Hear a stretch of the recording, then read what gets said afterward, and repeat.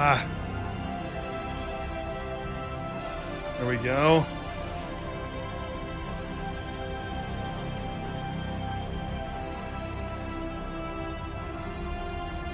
Let's edge eternity. Or for an eternity. I don't really know the rules. Ah! Why is it doing that? Hold on, I gotta fix the screen. Hold on.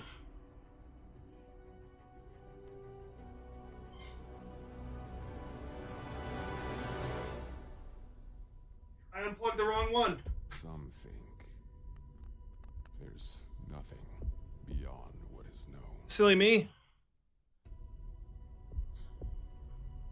But I came from nothing.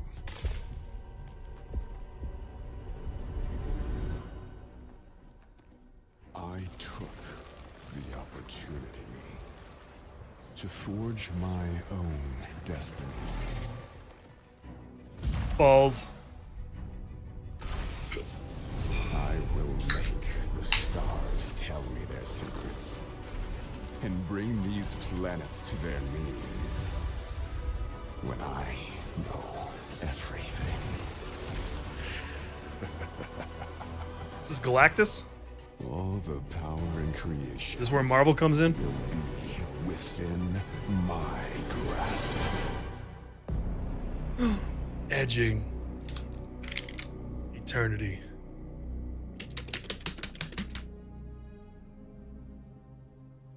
It's swirling with color. It's full of battling spaceships. It's star nebula far, far away.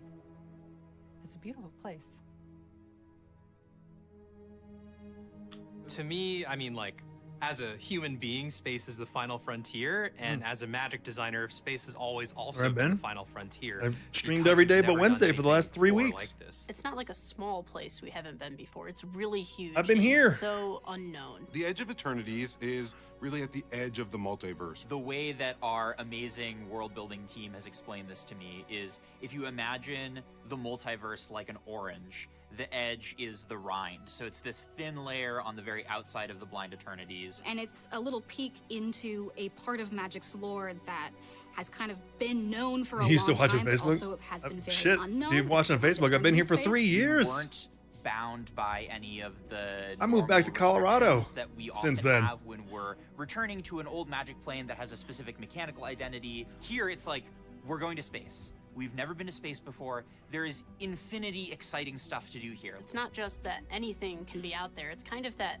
everything is. We're in uncharted territory. We are expanding what anyone can imagine that Magic the game can be, that Magic the worlds can be. Whenever Magic goes to a new kind of setting, there's this enormous untapped well of concepts that we've never done before that we get to do for the first time. What it means to have Space planets, magic. what it means to have ships, and kind of creating those things in the language of magic. So there is a storyline happening while a lot of stuff is also happening in the background. So the main storyline follows Sammy and their crew of misfits. And the whole system here is revolving around a void called Sothera. There is a faction of monks who worship this black hole and are trying to feed it and eventually we all have it worship the consume hole? the entire universe. The super void at the center, as well as 5 planets. And each of those 5 planets are aligned to a different color of mana in Magic. And all of those 5 planets sort of express their identity through what that color is about. And that's something that we really wanted to do with Edge of Eternities, was to really get the sense of this large scale, like space opera. We wanted it to feel vast. We get to tap into our vision of outer There's not a space, fifth The element, physics doesn't apply secret layer. to I magic. don't want it. Planets don't necessarily have to be round. You have planets here that have like turned into like corkscrew shapes, or some of them have like holes through the center of them, or blasted into bits, but they're still keeping their shape in orbit. In a science fantasy set like this, scale is such an important thing. Space is big, so we kind of let loose with the numbers a little What? bit, found ways to get double-digit numbers onto cards. Maybe even bigger than Emrakul the Aeon's Torn, but I'm not going to spoil that yet. Even when we go to a new place, we want to connect to magic. We decided to put a lot of lands in this set to really give players a chance to like have the full experience on the table in their battlefield. What planet's that? With this new setting. I Uranus. was really excited when I started to work on the set to see that Tezzeret, our old friend, the evil artificer, was in the file. It's such a perfect setting for him. Yeah, so Tezzeret's here. Tezzeret got a little bit of a facelift. He's looking pretty badass. Another great way that we connect magic and the Edge of Eternity is through creature types, right? Kavu are returning, for fans of Kavu out there. Slivers, of course. I know there's so many fans of Slivers, Eldrazi. You see these creatures that you've seen on Dominaria and the other planes of Magic, but now we've brought them to the Edge of Eternities. One of my favorite cards in Magic is Tarmogoyf. Now that I was working on the space set, I could live my reality of Tarmogoyf, space, Cosmogoyf. And that just, really captures the feel of, hey, we are in outer space now. All right, what is, outer space version Sliver of Lord and So from Eldrazi. the onset of trying to design Edge of Eternities, I always I hate knew that. I wanted the large common flyer to be a space whale. They're in so many different kinds of media, and I always find it so silly, it's so awesome at the same time. Look, it's a flying whale. That's really cool. There are so many named characters and so many named factions and so many different kinds of ships and different kinds of planets, and it really gives you this sense that you're living in a universe that is more massive than you could have ever imagined. Like, I've not seen any of these yet. So excited. Yeah, it'll be awesome. I love the way the space dragons turned out. Yeah, space dragons with weird multiple eyes. Alert, Cosmogoy. Recommended action, run. Well, you just need to open some more packs. I'm working on it. I'm going slow. I'm savoring it. Exactly. As someone on the world building team, it's always really exciting to be able to bridge that gap between the world building we've done and the mechanics we see on the card. When you're saying, hey, we're doing an outer space world, like, of course you're going to have planets. Of course you're going to have spacecraft. It's science fantasy at its heart and bringing that to life. So to me, space is about exploration and being an optimist about what I could see. It's also about the vast amount of distances required to travel. That's a forest. The scale, the size, look how big these things Fuck, are. that was while cool. also having the harsh reality of space being extremely The lands are gonna be unforgiving, so it's good. dangerous. And we have 4 mechanics in the set that each reflect one of those things. So station is our mechanic that is kind of representing the huge objects in space. There are 2 new subtypes in Edge of Eternities. There's spacecraft and planet. And at certain thresholds, that permanent will do special things. If it's a spacecraft, it'll be a big creature. And if it's a planet, it'll unlock an awesome ability. The mechanic works similar to kind of vehicles or mounts where you are paying in your creature's power at sorcery speed to kind of turn them on. But unlike those, you are gathering counters over time Turning until them you on. reach a Got it. threshold and unlock the abilities on the card. Here's a big, splashy new mechanic that gives you a sense of enormous scale. You put all this effort into it, but now that power is at your disposal is a really fun feeling. Of course, with land being such an instrumental part of a fun game, we wanted something to capture, once again, this feeling of discovery, right? Lands are representing the exploration of new places, which is really core to the genre, and artifacts are representing technology, and the lander is really the marriage of those two things. Lander is a new token that we're introducing. All you have to do is pay 2 mana and sacrifice it, and then you search your library for any basic land and put it onto the battlefield tapped. Is kind of similar to other token mechanics that we've done, like clues or treasures. In the set, it ties Lander? into landfall as a returning mechanic, and letting you make multiple land drops and really playing with that theme of discovery and exploring new stuff. And then we have the warp mechanic to really evoke how far people have to travel in space. At light speed, they show up, they're gone. Warp is a mechanic that allows you to play the card from your hand for its warp cost, and then you get it temporarily. You have it for this turn only. At the end of turn, it leaves, goes, hangs out in exile, and then you can pay the full retail version later on. It's kind of a variant on adventure or similar mechanics like that, except here you are playing the same thing twice. And so it warps in, those will have enter effects, which are typically good, and then it warps out for you to cast it later. And then that combos so well with ETB Void effects. because Void is a very straightforward mechanic that says, hey, when things leave, I give you a reward. So Void is a mechanic that cares about things leaving the battlefield, or if you have warped a card this turn. It checks both of those things, and it's just a pretty clean upgrade if you manage to make your stuff leave the battlefield before you play these cards. Really powerful, really straightforward, makes for some really fun combos. This is the Edge of Eternities. This is what magic means when it's in outer space. All right, here we go. The ship, the Sarima. You got the Sarima? I did it. It's a rad looking ship. Did you find when you work with artists on this set that they were like super psyched for it? Oh, yes. Right? Because they hadn't been able to paint these things for magic? Like way more than usual. We had people reaching out and being like, I want to be on the space set. Yeah. A lot of our artist pool doesn't normally get to work on space. Spaceships, planets, things that are large in scope. You know, reaching out to them and saying like, hey, I have an assignment. And there was like rumors that the artists always kind of talk to each other.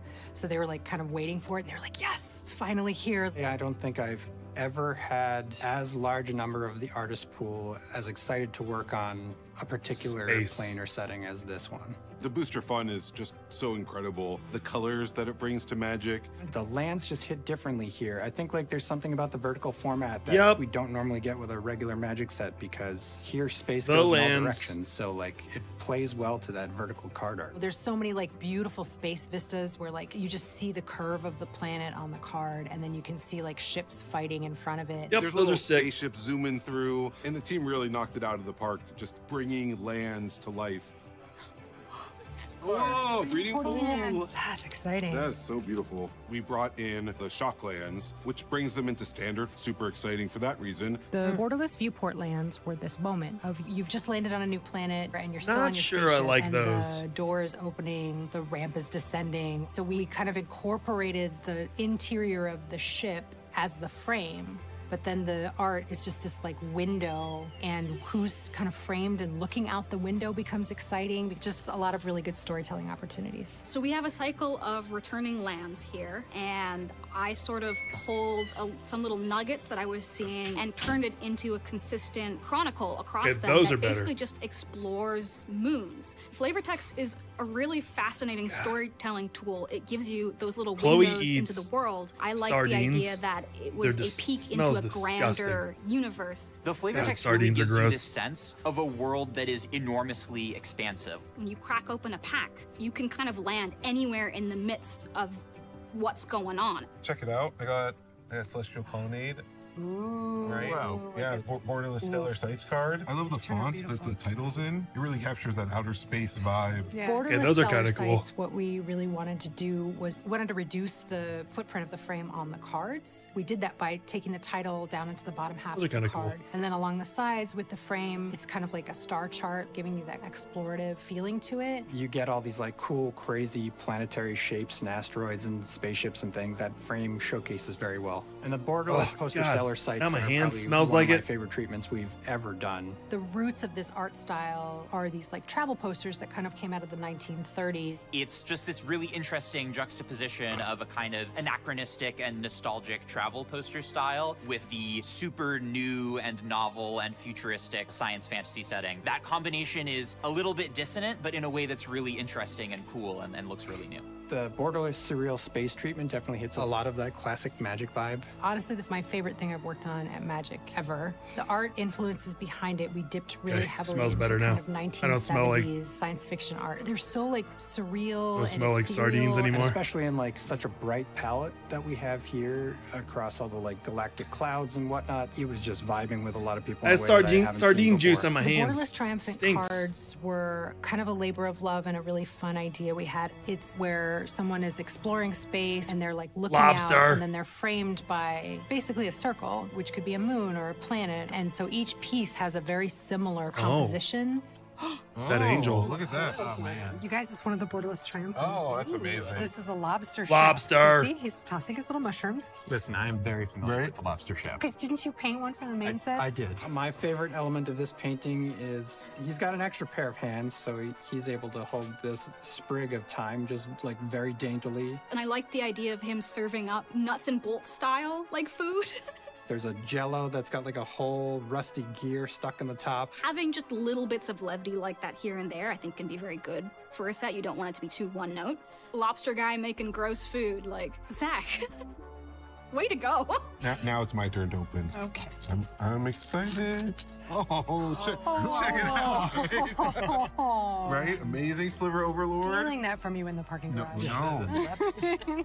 I'll tell you a secret about the Borderless special guest cards. I would have made the whole set look like that if there weren't smarter people around me to like calm me down a little bit. But that pulp cover style, the idea of people in the 1950s, what they thought the future was going to look like, because really like the influence of the creature design at that time was monster movies. People in suits like waving their arms around really awkwardly. And so like the creatures are just like goofy and funny, and you know, all of the fun typography. That series is just one of my favorite things. For the Japanese showcase Fracture Foil, it was a really exciting opportunity to highlight the art, the more kind of like anime flavored art style that we use on those cards. And the Fracture Foil is perfect for that because it's sort of really dynamic and really highlights the movement and the big monsters and all the excitement that's going on in those cards. It's just so bold to Don't see it like in a pack. Fracture Foils. Gonna stop on that. They look like Pokemon cards. And Galaxy Foil is back for this set. It was kind of a no-brainer. Again, we knew from the beginning, you know, it's such a fun effect. It's such a beautiful substrate. And if we're in space and we can have the art have stars and then the substrate have stars, like it's just such a fun, perfect moment.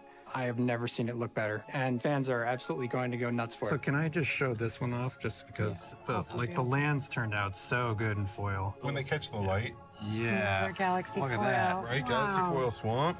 Oof. Right? These look so good. Yeah. To How curved they achieve are. the magic look in the art, really They're like, the way curved. we do that is we work with really incredibly skilled professional artists. So many of them are Just fans. too bad your so many printers of aren't them are professionals. passionate. It blows my mind how many of them there are. It seems impossible to me that so many talented people could work for this game. Kieran, how long have you been painting for Magic? For Magic, I think since 2005, around then. So you did concepting for Edge of Eternities, right? Yes, a lot of the key art characters and then weapons and stuff like that. So I love fantasy, science fiction, space opera. That was really exciting to work on. And Kieran has something to show you. oh yeah, Are you excited? a little bit. Look, it's your cards from the set. That's cool. Aren't they beautiful? Oh wow. Yeah. Yeah. Like your work is so polished and incredible. I always love giving you glowy stuff. Just the Yeah. way you manage the colors around the glows. Oh, cool. Especially for this set, just all these like Yeah. purples and blues that are blending. Yeah, warmers versus cools, darks versus lights. Try to have the silhouette kind of standing out, not getting lost. Let's get into it with this. Now for real, I'm gonna- I think This that's effect that you have here. I really love water and organic materials. There's just a lot of play that you can do. So you can kind of really get into kind of noodle heaven, I guess. Yeah. Being able to sort of undulate through colors and... Yeah, this is like the perfect set for you too. Because like the Yeah. space kind of acts like a liquid too. Yeah, So. yeah, it really does. Sammy, yeah. Getting to work on Sammy was awesome. Similar to Alpha Real, kind of wanted their expression to be, you know, pensive, almost troubled, I guess, in a way. Like, yeah, sure. It's so exciting to see 3 brand new characters from Magic. it is, yeah. Yeah, you do a lot of character work for us, but I gotta say, you totally nailed these. Oh, cool. Well, thank you. Yeah. Yes. Endstone. The Endstone. Beautiful. Look at that. Wow. That's killer. That's Wow. what I'm painting. That looks useful. And once you have it out, you're gonna win the game. Sure hope so. Yeah. Something that Andrew What'd that say? Brown, who is the lead designer of the set, I didn't see what often that said. says is that our sets are way better when we have fun making them, and I really believe that to be true. I see it every day how much passion all my coworkers Damn, I pour didn't- into this. We love Magic Endstone something? so much. Most of us got here because we love Magic. Edge of Eternities is magic in space. It's like all the things you want from Magic, but you're on a spaceship and there's an alien chasing you, and maybe there's an alien in your co-pilot seat and he's your best friend. You know, that vibrancy, that richness of when you see something, you pick up a card and you're like, whoa. Right. That moment, to me, that makes it all worthwhile. It's going to feel like they're traveling really far away, but it's going to feel like home for them at the same time. I hope fans are excited to see it. I really do. The promise of space means so many different things to so many different people, and it's new places, it's new things, it's new people, it's new planets. And so I hope that that feeling of expansiveness and the care and creativity that was put into crafting the scale of the setting really comes across. And I hope that the Edge is a place that fans love to visit for the first time and also that our first visit sort of piques their interest to see more, because we've built this environment that was a cool looking in such a way that dragon. there's so much more to discover. Edging Eternity.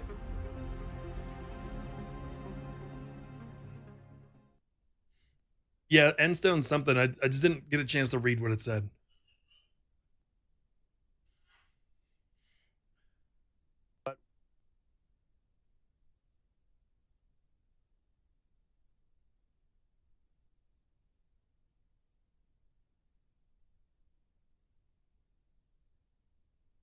Nope, further back. Welcome back from the Edge of Eternity's debut to the debut after show. We are here to dive deeper into all things Edge of Eternity, so thanks for tuning in for the debut. We're going to spend the next hour-ish talking about a lot of what you've just seen, as well as revealing some new cards and learning a lot about mechanics and abilities, where they came from, how they were designed, all of that sort of jazz.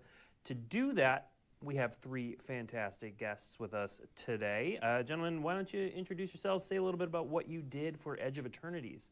We'll start here. Hello, I'm Andrew Brown. I was the set lead on Edge of Eternities. Andrew Brown? And that's not my medic. That's about it, yeah. That's the important part, yeah. I'm Ethan Fleischer. My medic's name. Design team for Edge of Eternities. Hi, I'm Mike Turian. I'm executive producer for Magic, and I did the product design for Edge of Eternities. Yeah, so we're going to talk about all of those topics. We're going to launch right into this, pun somewhat intended, where we're going to talk through each of the mechanics. We're going to show off some cards you may have already seen, you may not have already seen, and go from there. So let's begin with kind of one of the, we'll call it one of the workhorse mechanics of the set, which is Station. Lander. So this is a new token that we can create. Tell us a little bit about Lander and where it came from. Landers are artifact tokens that represent little landing shuttles. You know, very often in a science fiction setting, people will go down on the shuttle and check out the planet. So quiet. What's going on the planet? We wanted this set to be big, and one way to go big in a Magic game is to have lots of mana available so you can cast expensive spells with big splashy effects. And so the Lander tokens allow you to ramp to get more mana. Well, let's see our first preview card here, which is Siege Ship Impact. So this is 1 and a green for an instant, destroy target artifact or enchantment. Pretty straightforward, but then if its mana value was 2 or less, create a Lander token. So then you see that text in there for the Lander token. It's an artifact with 2. See you later, Soul Ring. Sacrifice this token, search your library for a basic land card, put it into the battlefield tapped, then shuffle. So this sort of land searching, I mean, we see it on a green card here. Is this a specific sort of green ramp ability? Are we seeing this in all colors? Where does Lander show up? Landers are on all 5 colors, and so and it sort of evolved a bit as we continued iterating on the design of the set. The initial version of Lander tokens were double-faced tokens, like we saw in March of the Machine, where they were an artifact on one side. You could pay 2 mana to transform them, and they were an artifact land on the other side that could tap for any color that any of your lands could produce. Okay. But Andrew, why don't you tell us where things went from there? Yeah, so after the flip tokens, we took out DFCs from the set, and then we kind of had this infrastructure for the Landers still in there, so we had to figure out how we wanted to change them to kind of fit with the rest of the set. So we went to the sacrifice version to get a basic land from your deck onto the battlefield tapped. We also liked that version better because it also fixed your mana instead of just kind of putting you in the same situation that we had with the Reflecting Pool-esque line of text there. Now, obviously, we've only started talking about the texture of the set, but they presumably just watched the debut video. So where, Lander, this sort of token, we've seen it before with glue, with food. It's sort of a glue mechanic that holds a lot of things in the set together. Right. So how does this token matter for other things in the set? Yeah, so the token matters a ton in the set infrastructure. So, for example, the black-red theme is sacrificing creatures or artifacts. Landers are a great thing to sacrifice if you have too much mana and you have a loose token around. It also really works super well with the void mechanic that we'll see later on. And it also helps with the warp mechanic, as Ethan was saying, in a set where you want to have a lot of mana. With Warp, you want to have a lot of mana to cast the second side of your card. So landers kind of work with all of the mechanics and kind of tie in and make the gameplay mesh. Now we do have a second lander card to show off, which has a little bit of a twist on creating them. So this is Emergency Eject. 2 and a white instant, destroy target non-land permanent. Its controller creates a lander token. Are we going to see a lot of giving your opponents a lander token? Is this sort of just a one-of deal? Yeah, I think this is really actually the only card that gives your opponent a lander token. But like Ethan was saying, landers show up in all colors, and this is a very white way to create a lander token. So white removal generally always is about attackers or blockers, or if it's more unconditional like this, it will give the opponent a cookie, like with Swords to Plowshares. Yes, yeah, it's a classic shape of a white removal spell. Yeah. All right, and then we've got the lander tokens we can show as well. So there are 5 of them that you can pull from booster packs. They're going to look a little something like this. Yeah, so you can see each of the 5 major civilizations from the Cythera system are represented on these lander tokens, and they're all color aligned. All right. It'll work well, right? Because you go and sacrifice it, and you're like, oh, I'm going to go get an island? Okay, I got to remind myself of that. All right, now let's move on to a slightly bigger mechanic. So this is Station, one of the more exciting new additions from this set. Tell us about Station. One of the most important ideas that we wanted to get across with Edge of Eternities is the concept of scale. We wanted I'm curious how the biggest Magic set ever, or at least the biggest since Rise of the Eldrazi. Curious how we'd be in good shape. And popular Station's going to be. That space operas often have are gigantic spaceships, just huge ships, vast planets, and sort of try to blow people's minds with how the scale is so much larger than anything they've experienced in their life. So we made these spacecraft with a brand new mechanic called Station, where you can tap your creatures to put charge counters on them equal to their power, and then they have a threshold at which they get powered up, become more powerful. So most of them have some effect immediately. So the Sarima here searches for a legendary creature card, but then once you get 7 charge counters on it, it becomes a huge spaceship that can battle your opponent. And then some of them it's kind of like Crew. One of these nodes where abilities are unlocked. We'll get to see some bigger Station cards later. It's going to be interesting to see, like, later now we can throw up. If it's our next one is actually, I believe, from the going to be a continuous product. Thing. So when we like, will people use it? Nope, never mind. Wrong one. Unlike let's show Infinite Guideline Station, not from the Commander product. We'll get to those in a moment. So this is Infinite Guideline Station. Was it the speed mechanic? And also doesn't. I'm completely Is that what it was called? off book Speed. Here. So this one does not have 2 different things. But talk a little bit about Infinite Guideline Station before we get to the ones with 2 levels. Right. This is the base of the Pinnacle organization. Like, literally, only people used it if they played the government that is trying to keep the peace between Aether everybody Drift. and keep things going smoothly, whereas all of the other monocolor aligned factions. But like Thunder Junction and Aether Drift weren't really. I mean, they. Along here. So it's a rainbow. Let's be real. Those are bullshit releases. They're So fillers. those Commander ones in a second. I think this is supposed to be This more is of like a new card subtype. integrated What were some of the set, challenges in designing, as opposed to, hey, look, they're all wearing silly costumes. The main challenge with designing Station is mainly around the tempo of the game. So normally when you play an artifact like this one that just costs 5 mana, it's a pretty big tempo loss. And with canon. Station Yeah, you but do have to let's have be real. creatures and charge them It's up. not. So a lot of the things we did were mitigate that tempo loss here. So for example, on Infinite Guideline Station, you'll get a lot of robots if you have a lot of hailing multicolored now? creatures. And as you'll see more of these cards come out, you'll also see more of them may interact with the board. They may accrue you resources immediately to kind of mitigate that immediate loss of tempo of just playing a big expensive thing that just sits around for a little bit. Okay. And, so far we've seen some rare stations, big, splashy effects. Are there lower rarity stations that we're going to see? Yes, we're going to see a lot of lower rarity station cards. They are a pretty key integral part to Limited. A lot of the infrastructure around that is just rain. Made to make stations shine. One thing that I'll like to call out once we see the warp mechanic is how well those two mechanics really synergize together. 1080p. Makes sense. All right, now let's see the commander face cards. So when we revealed the commander decks some time ago, we revealed sort of the secondary commanders, but the face commanders are actually spacecraft for these decks. So here we have Hearthole, the World Seed, and as Ethan was saying, this one has multiple levels. So talk a little bit about the multiple levels. Yeah, so the first level here gets unlocked when you have 2 or more charge counters on it. So pretty quickly you can get to the point where you're sacking lands to draw cards. And then eventually you'll Hopefully have time there's- to get to that 8+, which is when it becomes a win condition.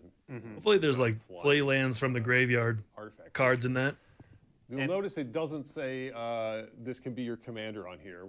The commander rules have been changed to allow these spacecraft to be your commander, so we no longer have to... If I wasn't already Right on there, invested as so you much can in see, there's Magic, a lot would I of try lands any on of this card TCG out already, there? so I don't Probably look not. for anything else. Yeah. Pokemon And kind of when it like levels up, this pushed me is away because of how their this collector sort of shit is. leveling cards. It keeps Magic's starting to go that way too, so that might slow me down on It Magic. actually even turns into a creature. I don't like when the it hits that 8+, right? collector So mentality. for the ones that have 2 levels, you'll see a power toughness earlier. If And it ruins getting cards for people who actually want to I play. think there are any that do that, but we could have done it. Yeah, maybe it was just a playtesting we did. I just want to play the There game. are no stations that turn onto a I don't want to have to creature fight scalpers. before their final level.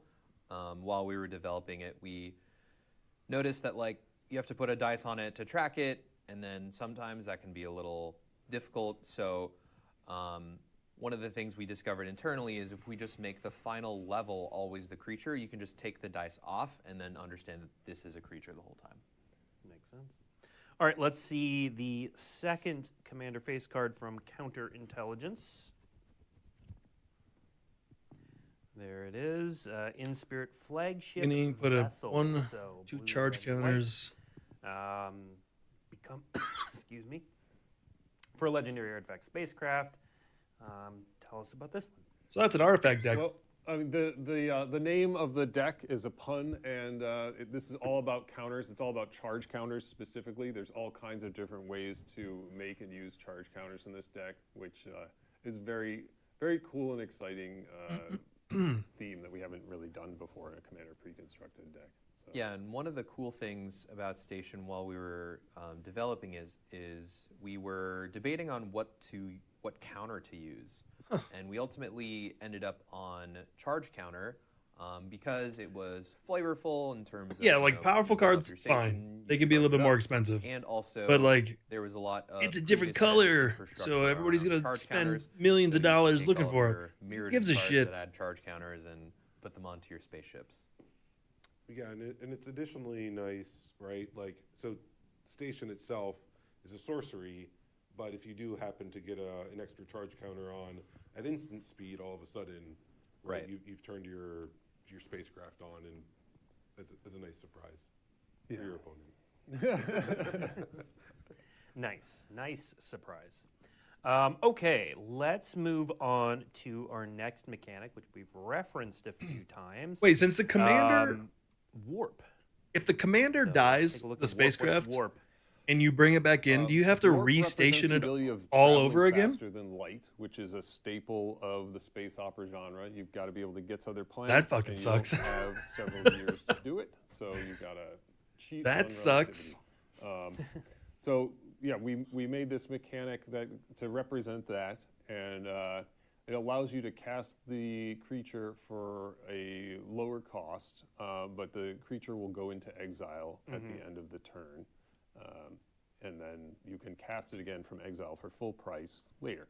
So And many of these either have haste or have enters the battlefield triggers or leaves the battlefield triggers, so that you kind of generate some value along the way, which I'm sure you appreciate that. Of course.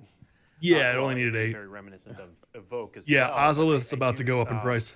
You know, I love the flavor of it, like you said, cheating, like beating relativity, and but how, you know, did you all start with the idea that you wanted to represent faster than light travel as a mechanic? Did you start with this mechanic? How did this one come to be? This was more of a top-down. And it's like, okay, we know we're going to be going faster than light. We're going to have to go into hyperspace, right? And what does hyperspace mean in Magic?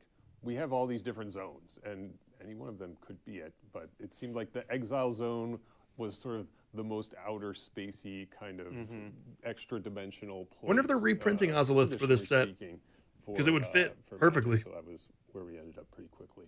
Yeah. All right, let's see our first card in Warp, which is Weft Stalker Ardent. 2 in a red for a Drix Artificer. 2/3. Whenever another creature or artifact you control enters, this creature deals 1 damage to each opponent. And Oh, is Ozolith only for creatures? Red. So, talk about the shape of, like, is I don't remember the the cost text on always all those less damn than the cards. casting cost, or is what sort of abilities did you put on these? What are we hoping to see here? So a lot of the time with Warp, not every single time, the Warp costs will be cheaper than the casting costs of the actual creature. And like Ethan was saying, you'll generally have a enters the battlefield effect, maybe haste.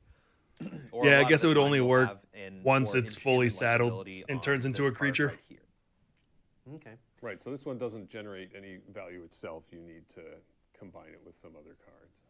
And like I was saying earlier with the station mechanic, where it requires you to have creatures, the Warp and the station mechanic really interact very favorably, as you can get a more expensive or higher power creature for cheap.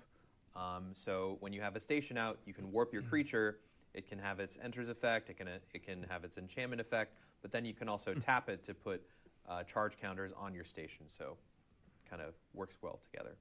Yeah, because you don't need haste for using station. That's correct. Right. Although if the creature itself has haste, then it could attack. Huh. Otherwise, right, it's just waiting around. So tapping it's the perfect use. All right, let's see our That was a next question card. I had. You can see this is a They already Drix. answered This it. is a new species. Doesn't have to be summoning sickness. Doesn't matter for species that have the for natural stationing, ability to warp which is themselves. good. Everyone else has to use spaceships, but the Drix can do it biologically somehow. Very cool. All right, let's see our next. Good to preview know. card, which is Timeline Color, another card with Warp. This one has a slightly different warp cost. Yeah, so when we were thinking about, once we had the exact mechanics for Warp, you kind of go to level 2, where it's like, what are the cool ways to use this ability? And one of my favorite old cards is Gravecrawler. So this is kind of a mix of putting that card's mechanics with Warp, so you can warp this card from your graveyard at the cost of an extra 2 life. You don't even need to control a zombie to do it. You don't even need a zombie, nope. All right, next up we have Use Social. That card's just going to Engineering. constantly come back. So this is an enchantment with Warp. Right. So enchantments naturally make for great warp cards, as they're essentially like, I can get this for a cheaper cost, only for 1 turn, and then I can cast it later. You'll also see that Landfall is making a return here, which also synergizes really well with the lander tokens. What sort of, so we've seen creatures, we've seen enchantments, what are we expecting to see Warp on? You can expect to see Warp on basically all card types except lands. Okay. All permanent types or spells too? Not spells, mostly permanent types and not planeswalkers. Okay. Next up, we have Bygone Colossus. So this is my favorite Warp card in the set. Mine too. It was originally called Combo Golem for a very long time. Yeah. Because that's essentially all it does. So there are so many different ways to use this card. If you'll notice, like, a lot of the station numbers are really high. This card just essentially gets you those It's at like a a free really low cost.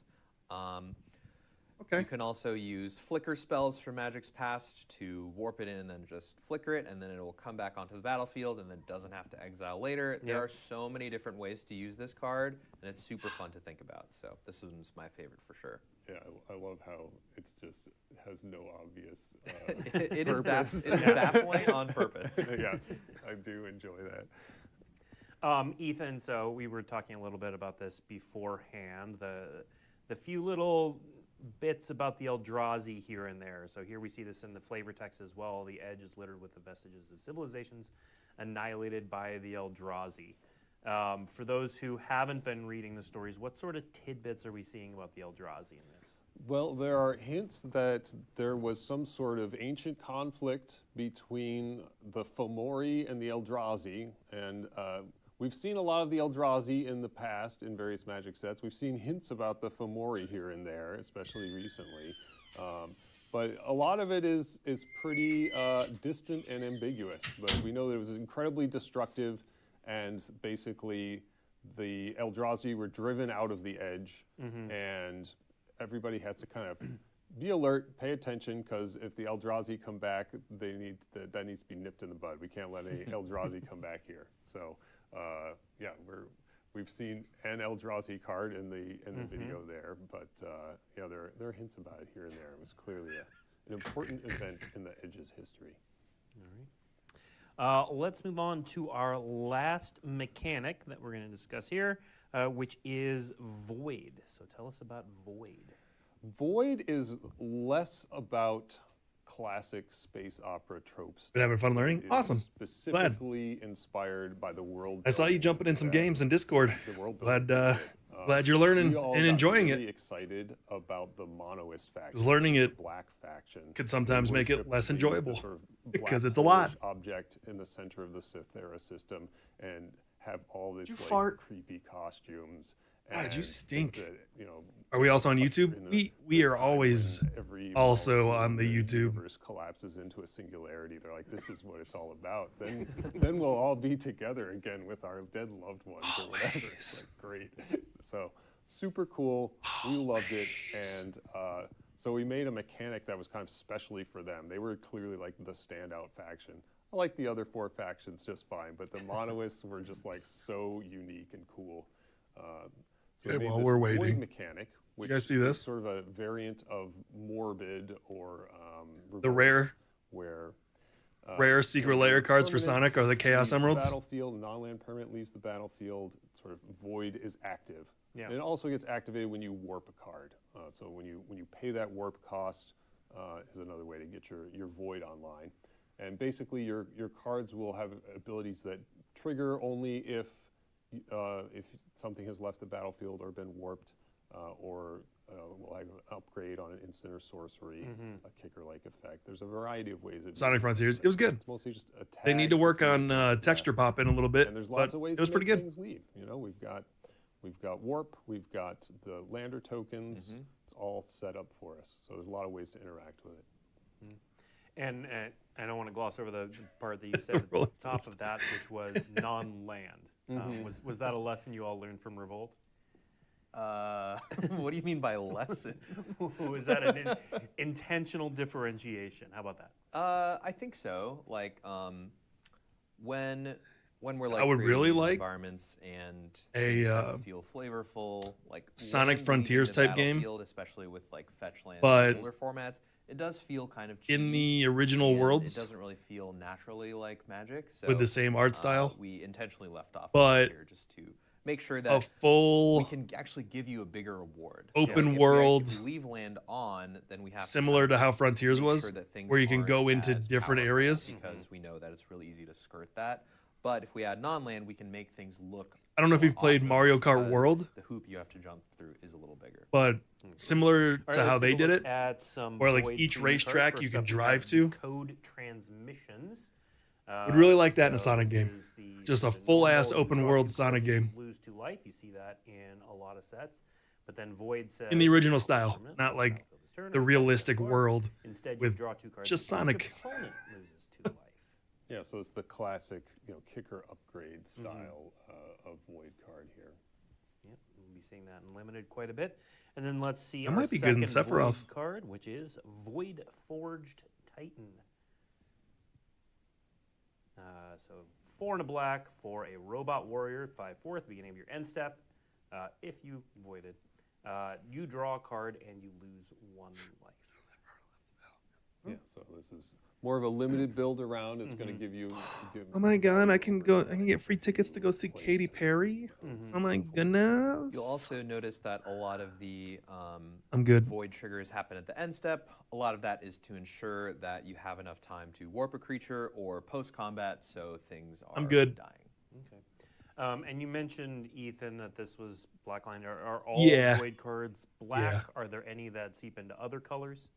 That's why I'm not a there game are, designer brief. A lot of void cards on. I know red what I want to cards as see. well. It's up to them to make it work. Primarily in red and black. Primarily black. All right, cool.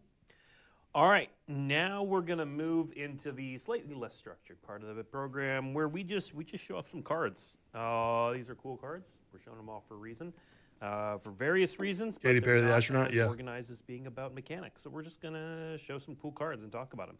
Let's start with Emissary Escort. Sick card for limited. Yup. So Emissary Escort, 1 in a blue for a 0/4 robot soldier, artifact creature.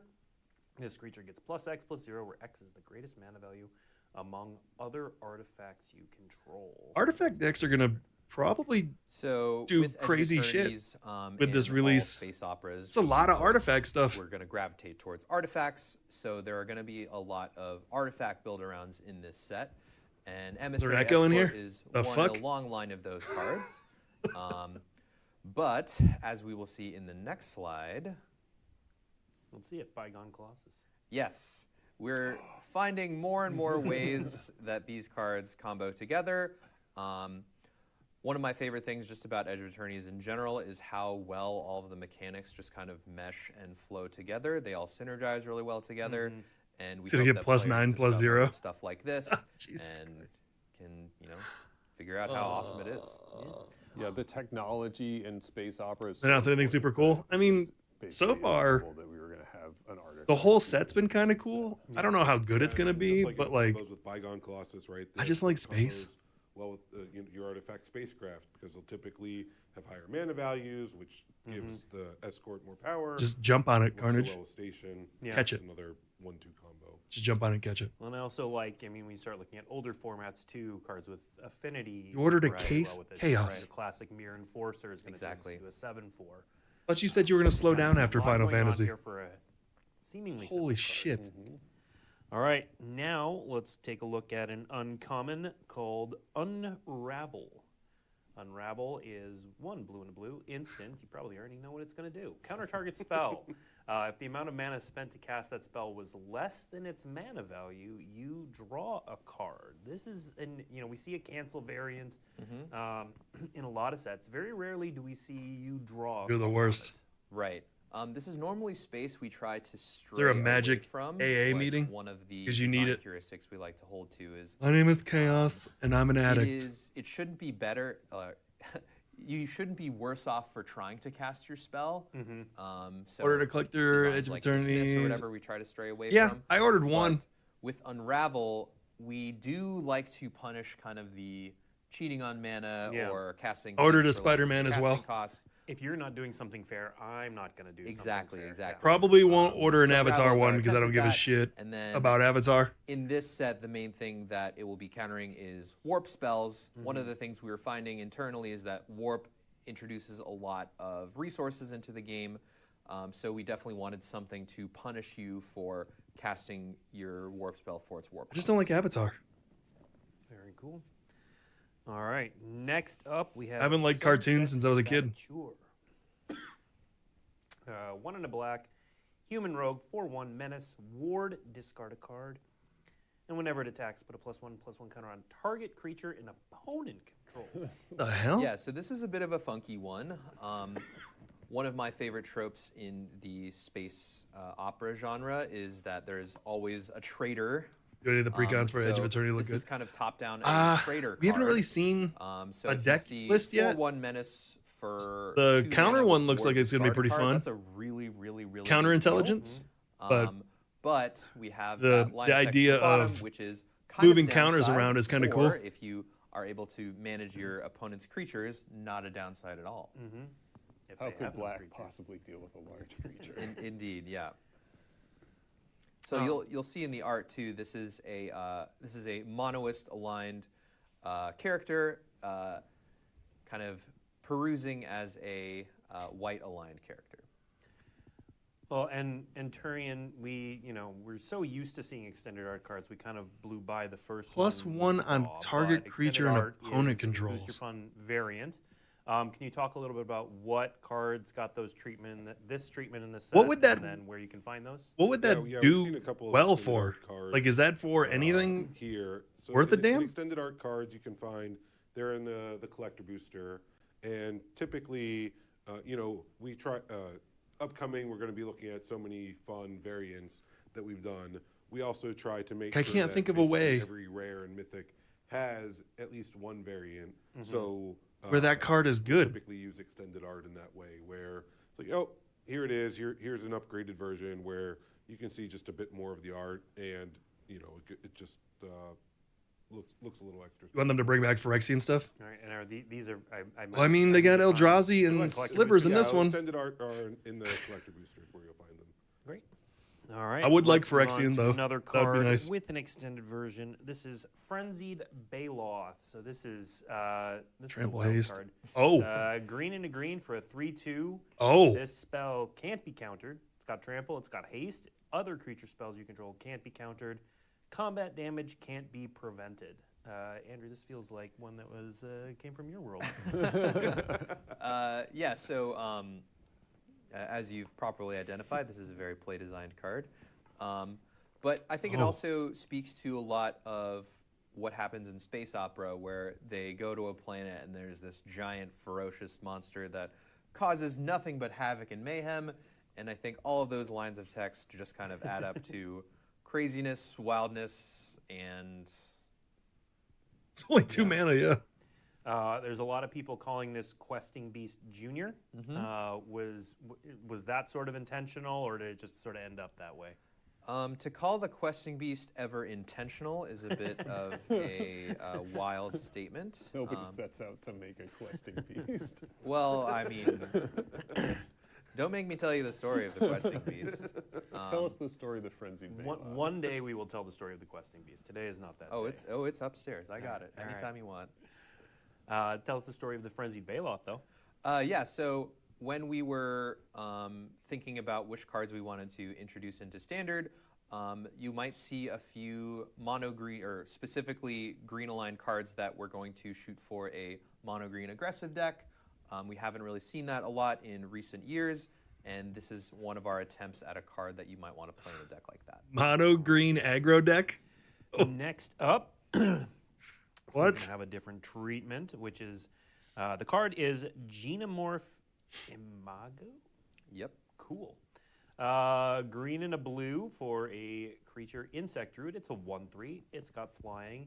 Then it's got this landfall ability. Whenever a land you control enter, target creature has base power and toughness 3/3 until end of turn. If you control 6 or more lands, that creature has base power and toughness 6/6 until end of turn. So let's talk about the card first, and then we'll talk about the treatment. Yeah, so when we were coming up with a lot of landfall designs, we definitely wanted something a little bit more aggressive, because normally landfall designs kind of tend to the slower side. The background's kind of cool. Never cool. really made a blue-green aggressive landfall style card, so this is our attempt at it. And one of the other things I really like about this is when you have a lander token out on the battlefield, this can really put a lot of wrenches in your opponent's combat plan. Yeah, seems pretty easy to attack. This is a 3/3 flyer fairly regularly. Yep. Okay, Turian, let's go to you now. So, borderless triumphant cards. Tell us about these. Yeah. So, borderless Sarah triumphant. was talking about them some in the debut video we just saw, but we wanted to capture outer space is just filled with these moments in media and visuals. And I kind of like that. I kind of like this really art better. Clear is this the left idea side. of, like the hero image, right? Like a lot of times it's the astronaut in front of the moon is a typical one that we see.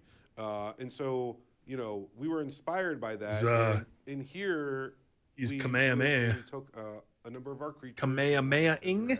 and really put them in this like very hero-esque pose, right? And so they're centered. Typically, it's a moon or a sun, you know, directly behind them, and it just really elevates, I think, the character and the visual. So that's what we've done here with the borderless triumphant cards. Cool. The last thing I'll say Rather just buy the commanders on and this card though is that it is not just this creature; it is target creature. Yep. So if you find a way to get 2 lands enter the battlefield during your turn, you can target a different creature, and this thing can really rack up a lot of damage fast. Yeah, and then in terms of where you can find them, they're in play boosters and collector boosters both. Okay. So you know you'll get them, you know, fairly often. All right. Our next preview card, Singularity Rupture. So 3, a blue, 2 black. It's a sorcery. Destroy all creatures. Then any number of target players each mill half their library rounded down. Holy Well, fuck. it combines 2 very popular cards. 2 together. very popular cards. So Holy how did this shit. card come to be?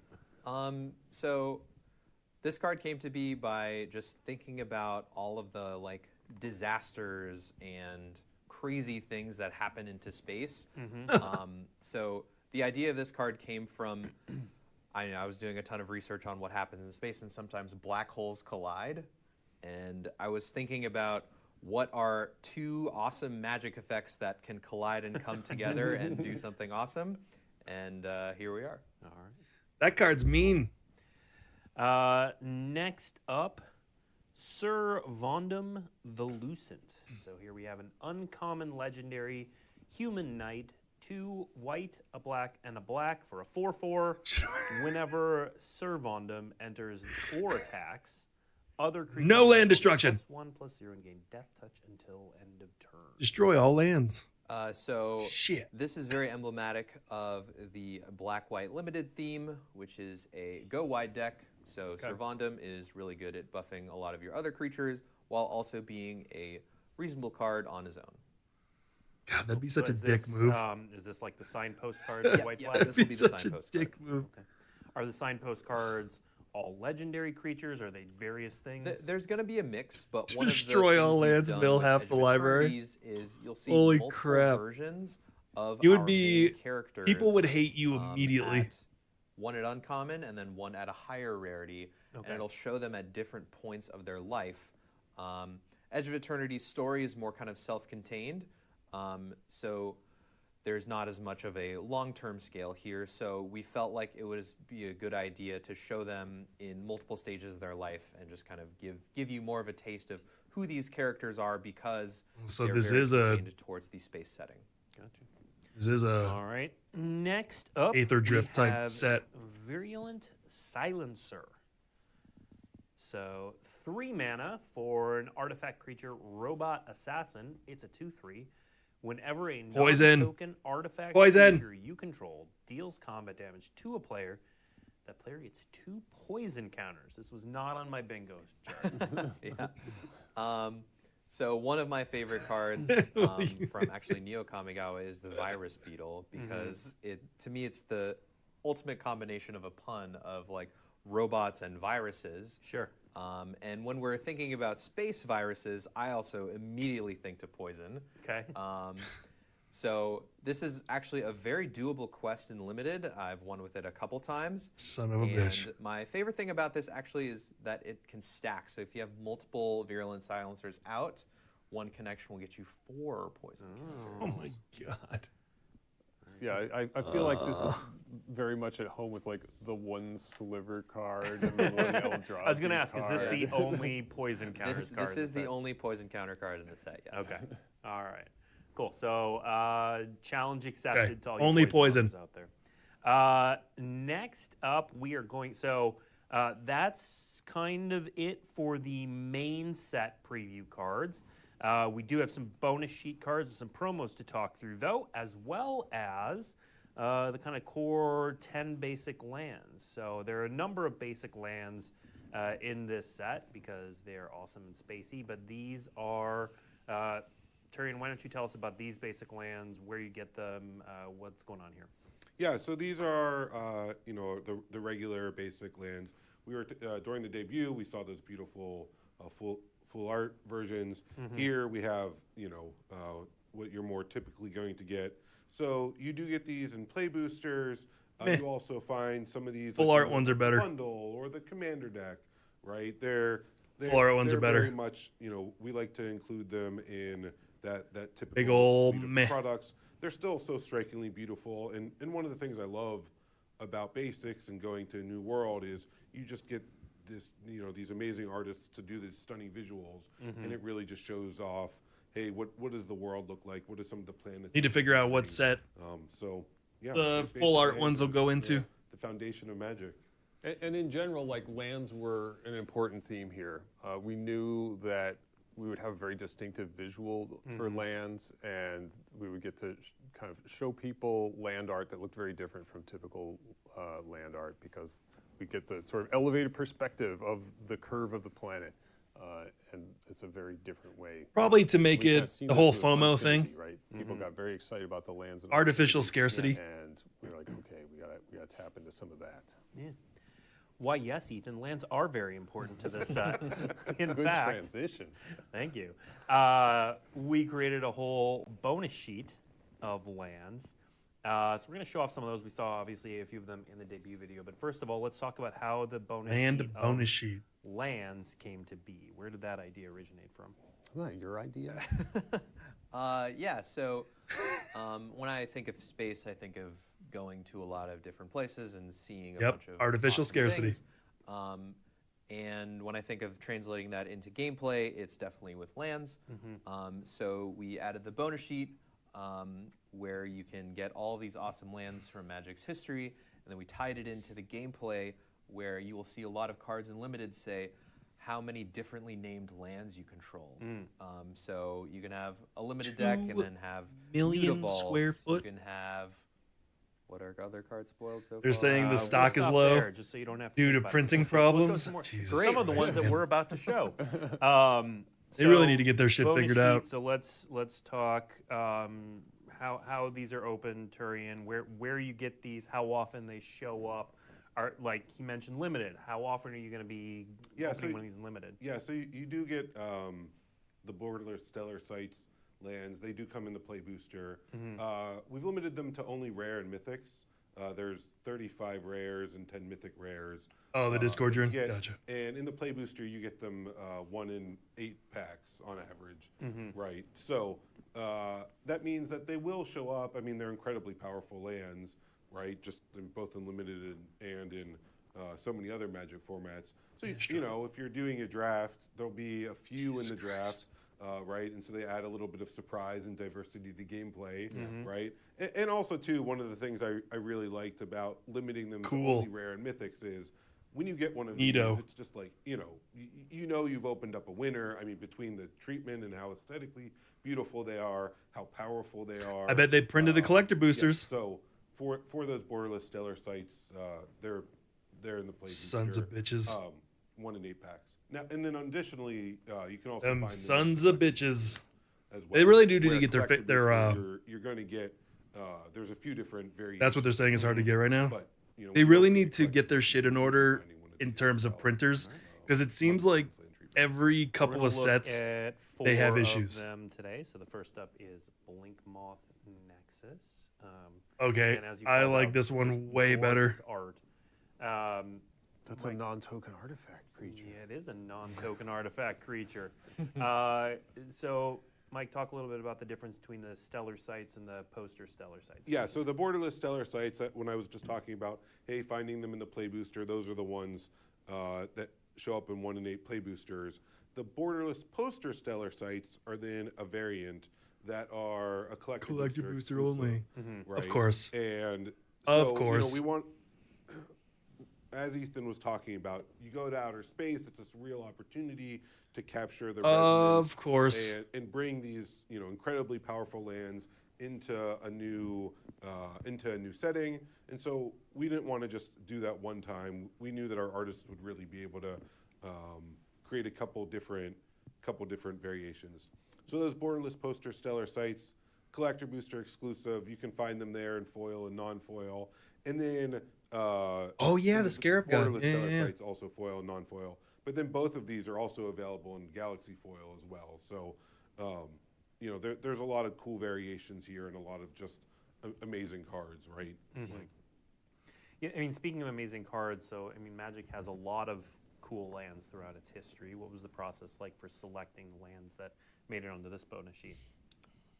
So we definitely wanted to have a nice mix of lands that you're going to be super excited for your constructed decks. We also wanted a healthy mix of lands that also play well in limited. So for example, Blink Moth Nexus, super fun card to play with in limited, just because land and creature, and it works really well with your artifacts. We need a reprint of that. Those are it's a getting really good expensive. fit for the set. Sick of buying them. And we'll also see our next card is an excellent fit. Well, and there were some creative constraints on which lands we could use also, yes. right? They needed to make sense within the setting of the edge. Yeah. Because sometimes they'll have names that are very specific and just wouldn't be at home here. Yeah. Right, like for example, we couldn't use Urborg, Tomb of Yawgmoth. Right, that doesn't exist in That does space. not exist in space. But apparently an Eldrazi Temple does. Yes, Eldrazi Temple, one of my favorite cards. And also just hinting towards the existence of the Eldrazi in the Edge is awesome. Fuck. Ethan did mention there are a lot of lands that flavorfully don't make sense, but this is the one that actually does make a lot of active sense here.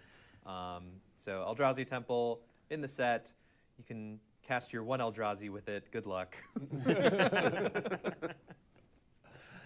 All right. Maybe not a limited bomb this I actually like the left one better on that one. Let's take a look at one you already mentioned, which is Cavern of Souls, yeah.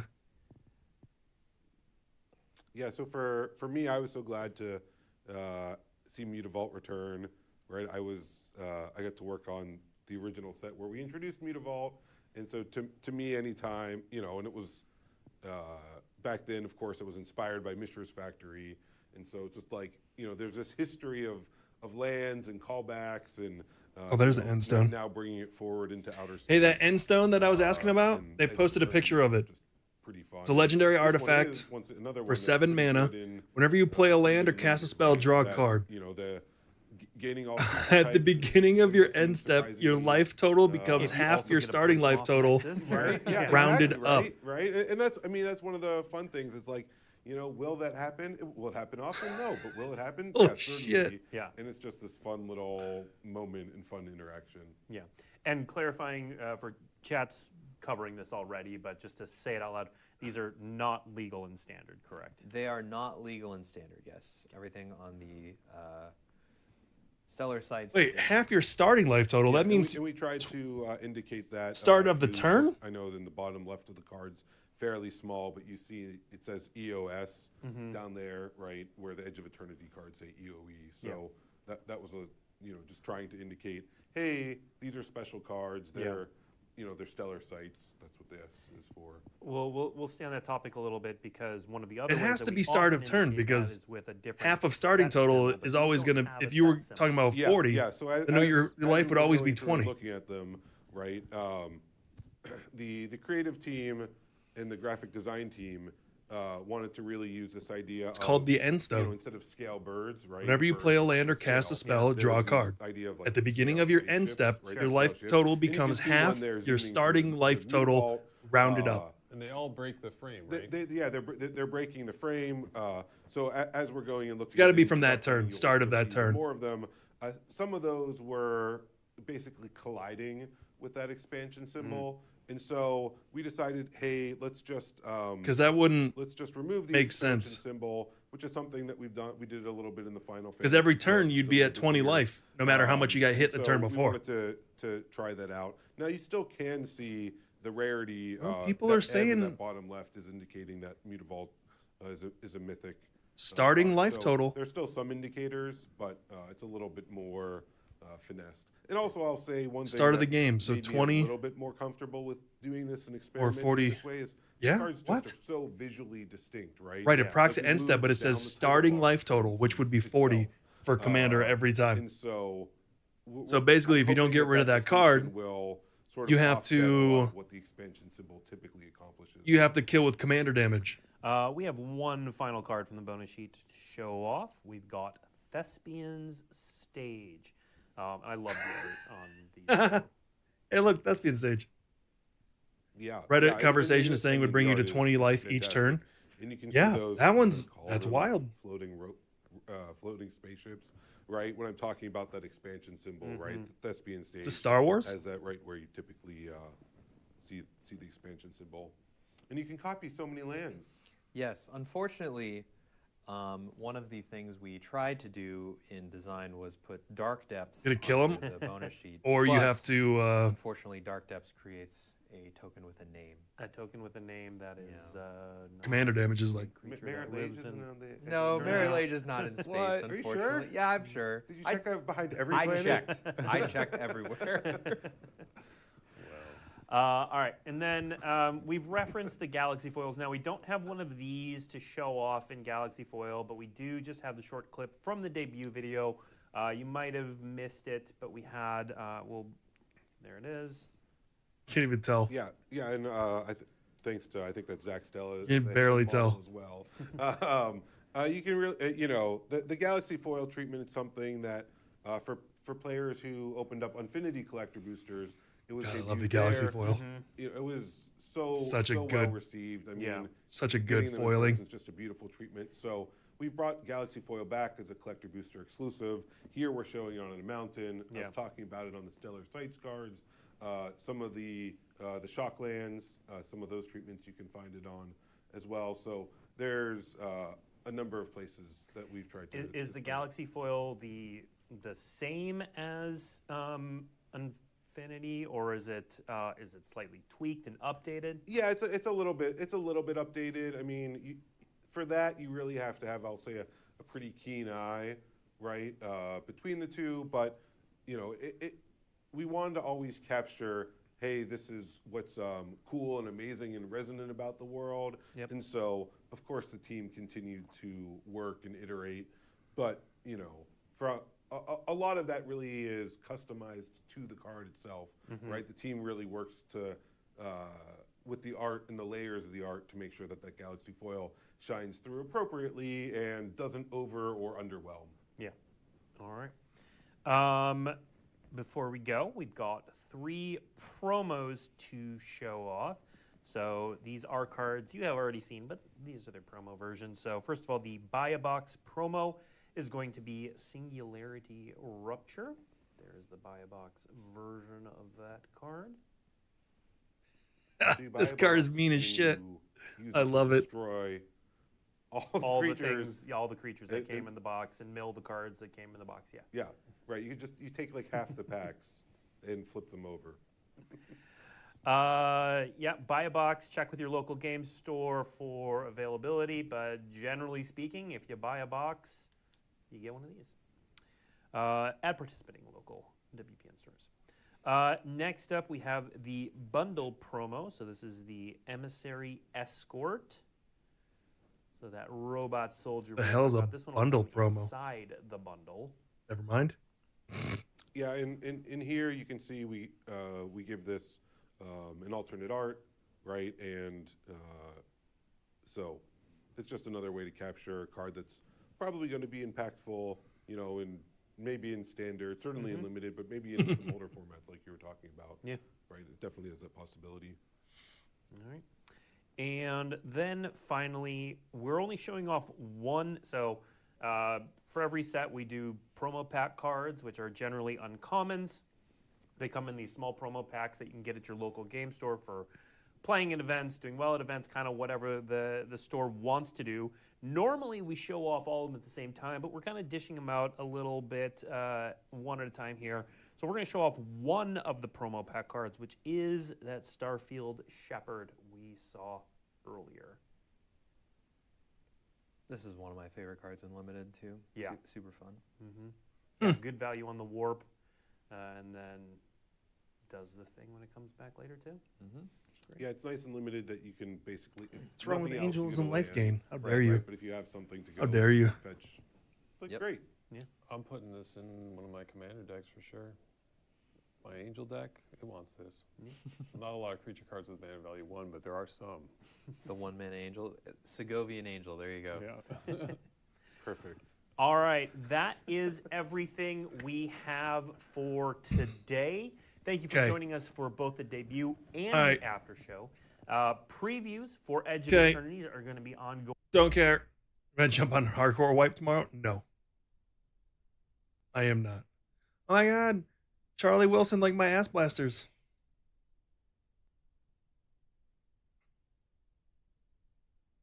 Burb. Let's build Burb deck. You want to build Burb deck? Okay. Let's build some Burbs. These are what I have so far.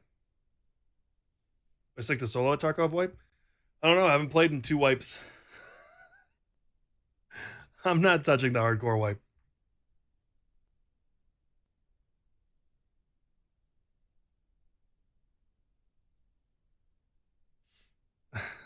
Find you S for Sentinel, yeah.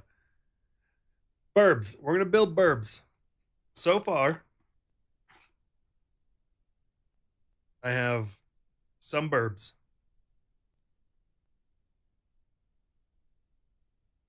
I need a sleeve of some sort for Burb. I have a Burb.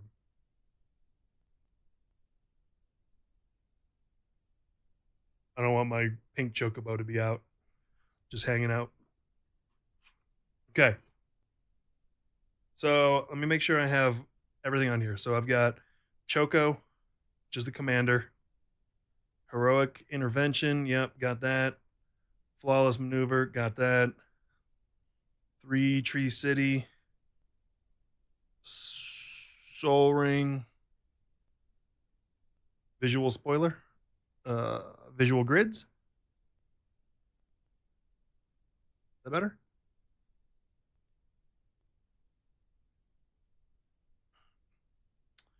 Gilded Goose.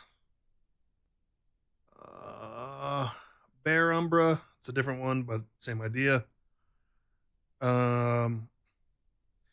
Castrol.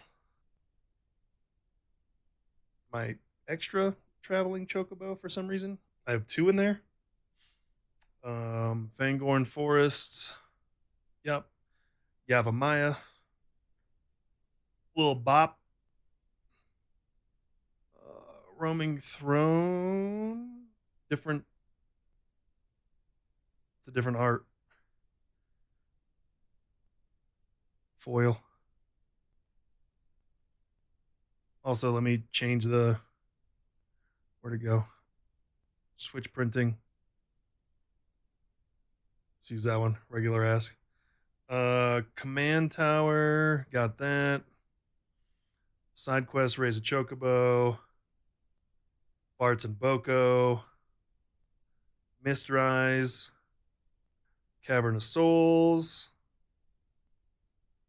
Murmuration. Switch printing. It is this one.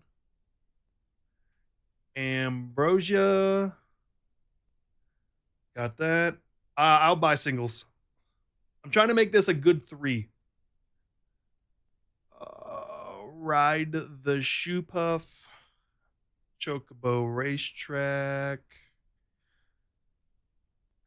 Geisel Greens. Harold's Horn. Savannah. Tundra. Tropical Island. Okay, those I got them all then. We're good.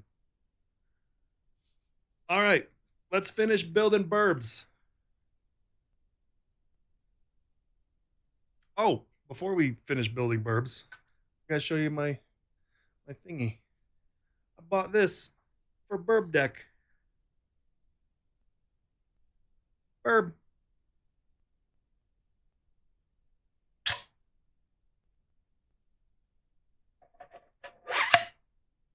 And Chocobo comes out, and it's got a little space in there.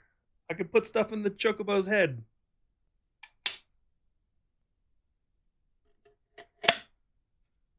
Oh, yeah. Herbs. Okay. So let's see. I saw Kindred Discovery.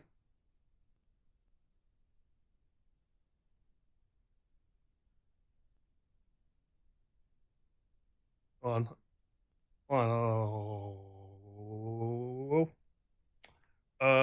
Let's see. Kindred Discovery. Words are hard. I've got one of those. As it enters, choose a creature type. Whenever it enters, draw a card or attacks. Yeah, that's definitely going in there. Aerial Extortionist. Don't have that one. Let's see what that little effer does. When it enters or deals combat, exile up to one target for as long as it exiles.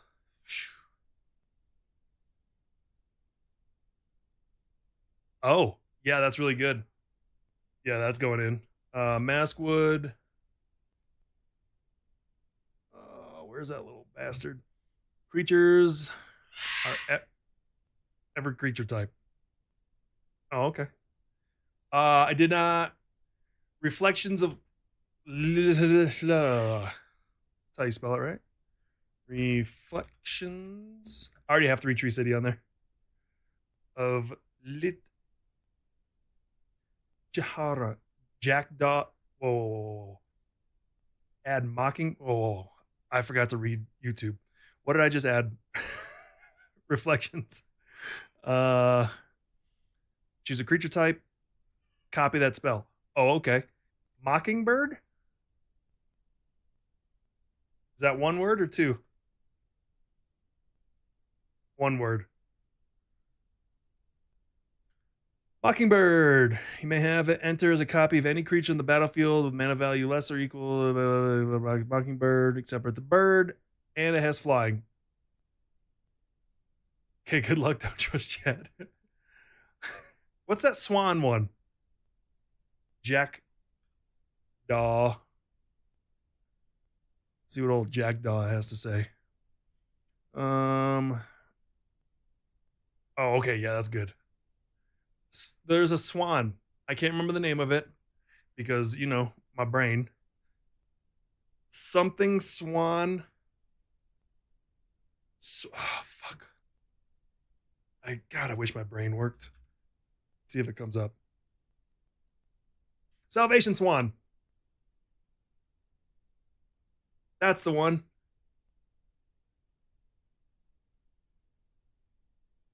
Whenever this one or another bird enters, exile one target creature you control without flying. Return it with flying. At the beginning of the next end step. That way I can make Choco fly. Essior? What we got here with Essior?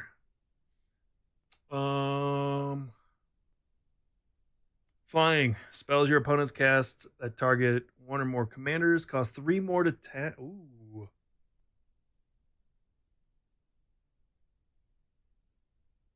Swan Song. I got a Swan Song. Oh, it's the Hatsune Miku, what I have. Counter target, enchantment, instant or sorcery spell. Its controller creates a 2/2 burb. Yeah, that's pretty good. Burb.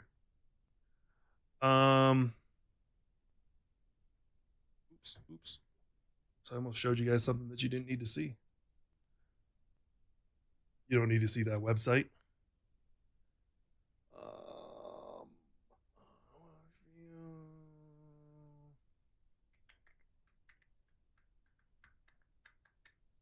Oh yeah, Kangi. Fuck Kangi. Fudge's precon with Kangi as the commander sucks. Flying Vigilance. Whenever it attacks, Attacking creatures with flying get +2/+0. Okay, so there's two of those. There is Dazzling Denial, and what's the other one?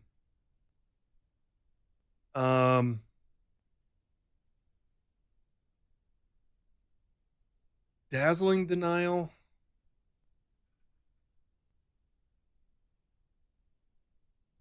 Fuck, what is that? There's another bird version.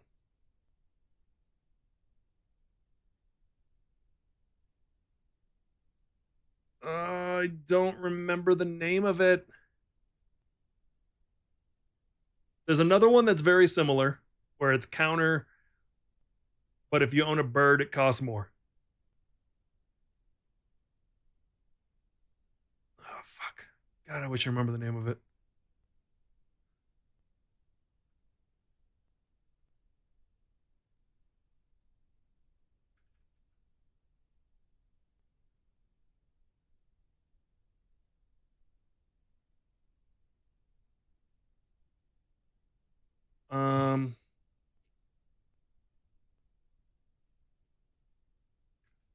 Counter.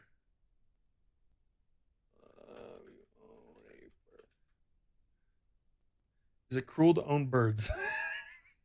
This is a magic question. Google, please.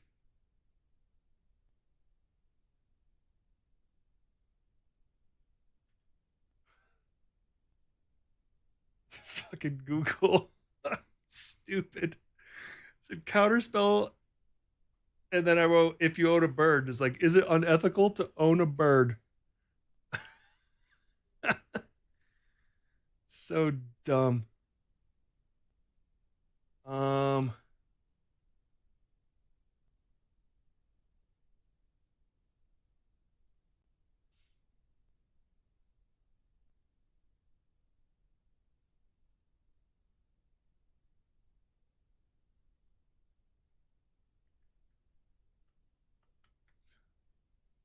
For artifacts, what about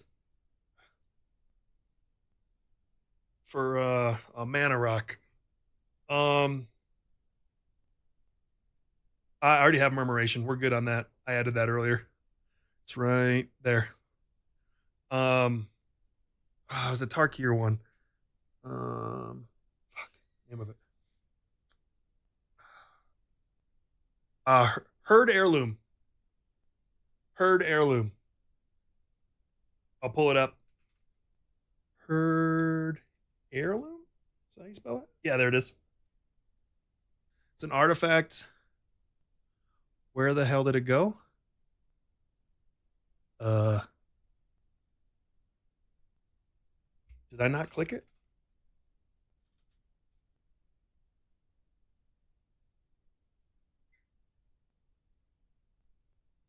Oh, it's right there. Remove 1. Artifact. Tap to add a mana of any color to cast a creature spell, or till end of turn, target creature with power 4 or greater gains trample. Whenever it deals damage, draw a card. Am I just trying to do this from cards you know? Well, I'm kind of just like I'm crowdsourcing. I'm kind of going off recommendations. Colors I have? Green, blue, white. I'm running Choco as the commander. This is kind of like a crowdsourced deck build that I want to stick in around a 3-ish.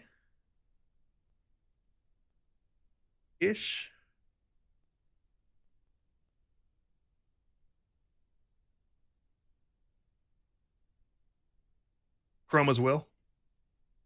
Don't I already have that on here? I don't. Why don't I? That's dumb of me. Yeah, Chroma's Will. Patchwork Banner?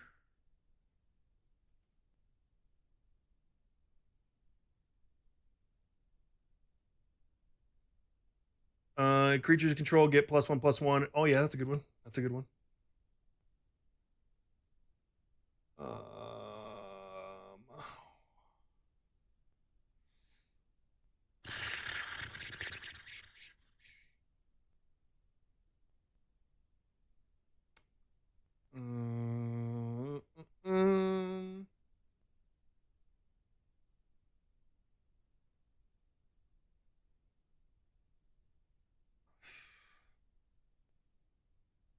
Lofty Denial.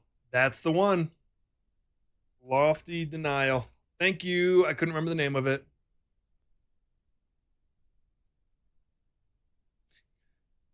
If you control a creature with flying, counter that spell unless its controller pays 4.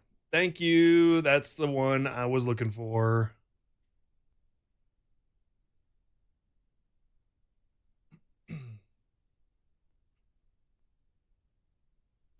Yep.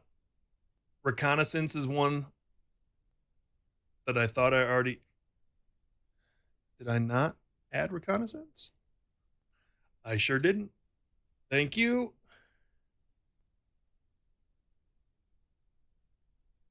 Reconnaissance.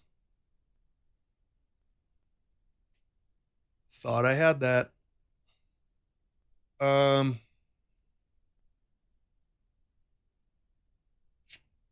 do you think about Utopia Sprawl for mana? A little mana fixing for 1 green.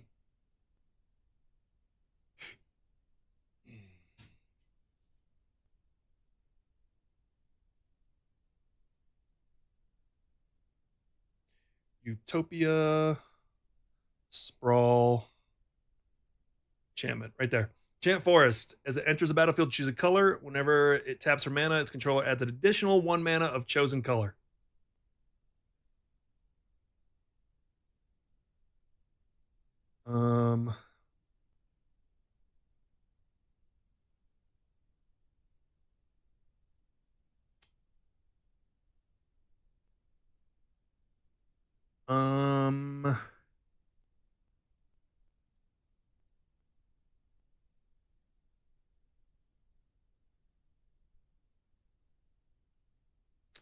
Farseek. Yeah, I don't think I've even put any of the fetch stuff in there. Why is that in there?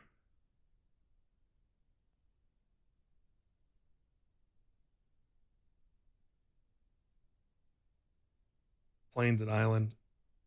I think I have that one. Yeah, Rampant. I do have Trampant. Chocobo Racetrack. I was trying to combine 2 words at once. Nature's Lore. If I could type Nature's Lore. Oh, that's right. It's the I have that one.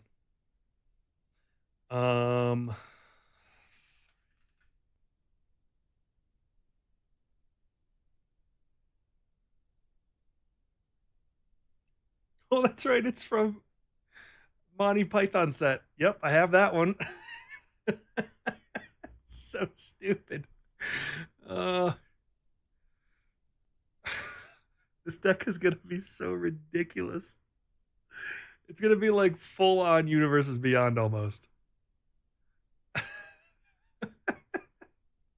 Stupid.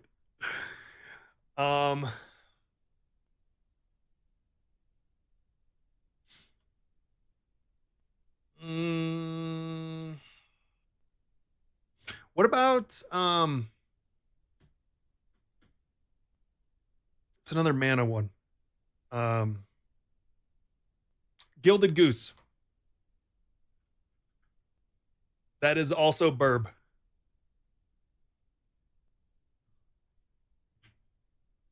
I already have Gilded Goose. Never mind. Silly me. Distant Melody? So weird that I don't even know what that is. Choose a creature type. Oh. Yeah, that's a good one. That's a good one. Kindred Discovery, got that one right there. The lands I have right now are Cavernous Souls, Command Tower, Yavimaya, Mistrise, Savannah, Three Tree City, Tropical Island, and Tundra.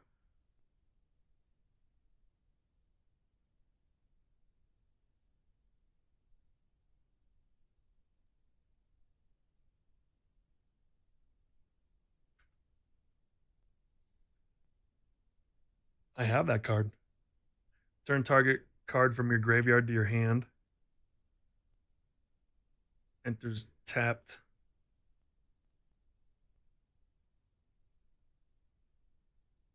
Avon Cloud Chaser? Which one's that?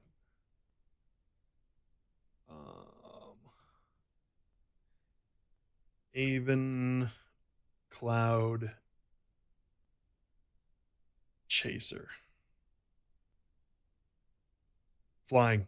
Can't be blocked. Destroy target enchantment. That's mean. What about... There's another Avon. Can't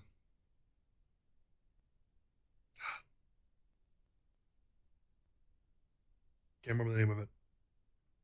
I'm gonna have to click it to remember it.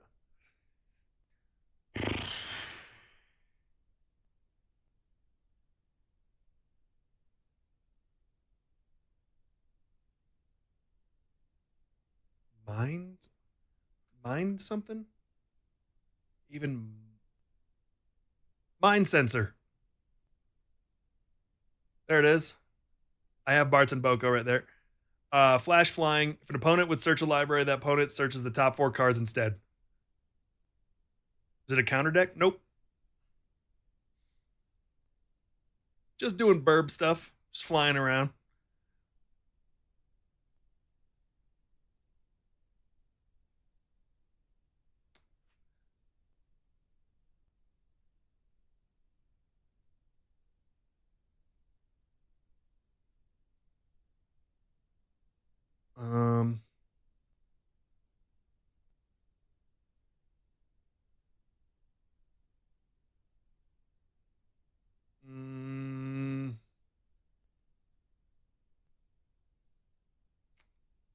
Doubling season. Urza's Incubator.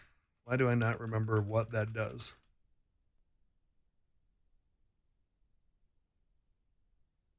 Why is that?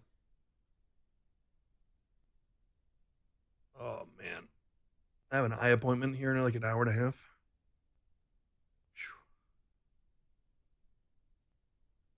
Oh, yeah. Yup. Yup. Yup.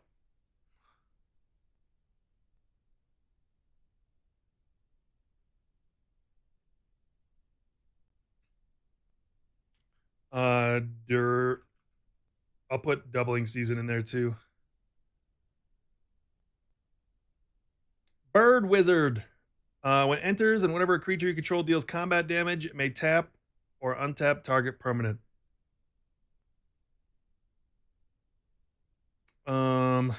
Doubling season?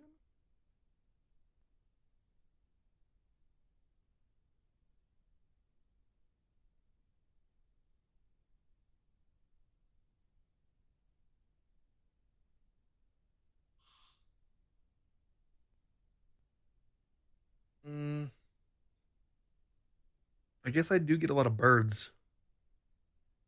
I am creating burbs.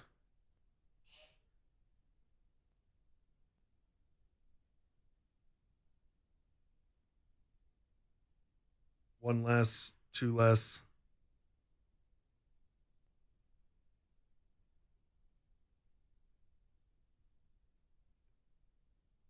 Airy. What is Airy Auxiliary? We're probably going to have to cut this down.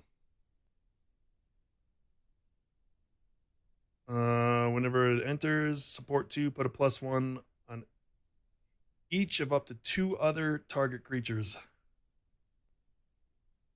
God, it smells like my dog ate cabbage. The fuck? Oh, God.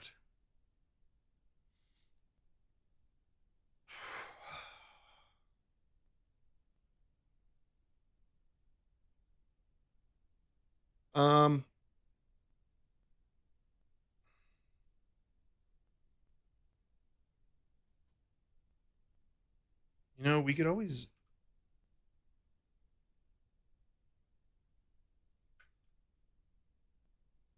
You can always put Noble Hierarch in there. Whenever a creature you control attacks alone, that creature gets +1/+1 till end of turn, and it's a mana dork.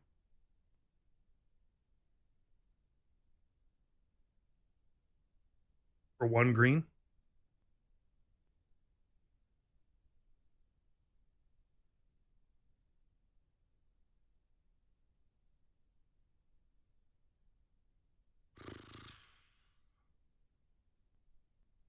Yeah, but it's all, I mean, like, regardless of if I use it to attack alone, it's still a mana dork that I get. We'll leave it in there. If I drop it later, I'll drop it later. Keeper of the Nine Gales. What does that do?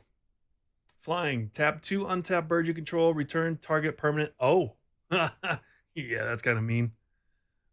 That's kind of mean. How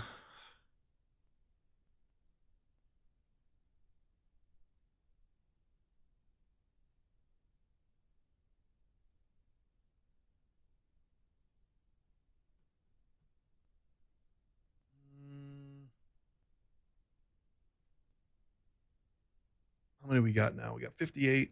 I haven't put lands in yet. Watcher of the Spheres.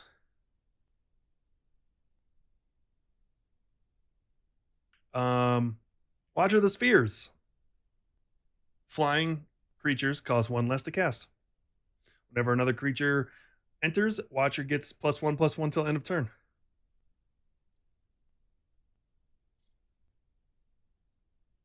Herb. So Saz's Chocobo could get absurd.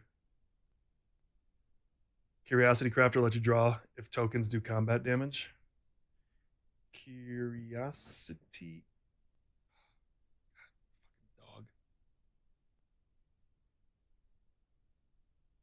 Curiosity Crafter. Burb Wizard. Oh, I have no maximum hand size.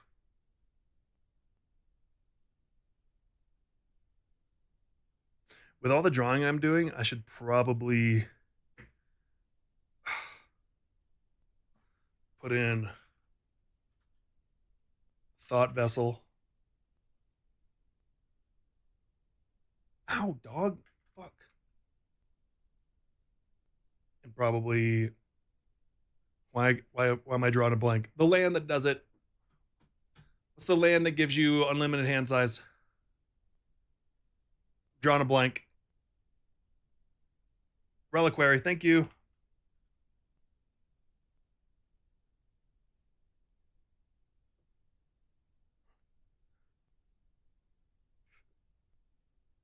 Thank you, thank you, thank you.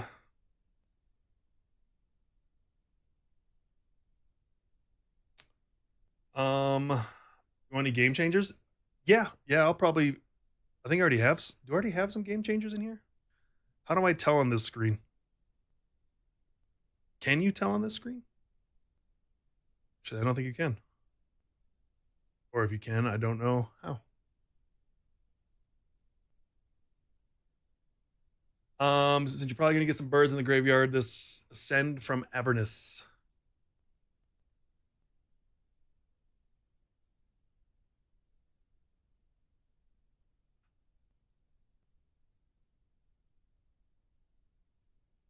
Under title. Oh yeah, I have 0 game changers.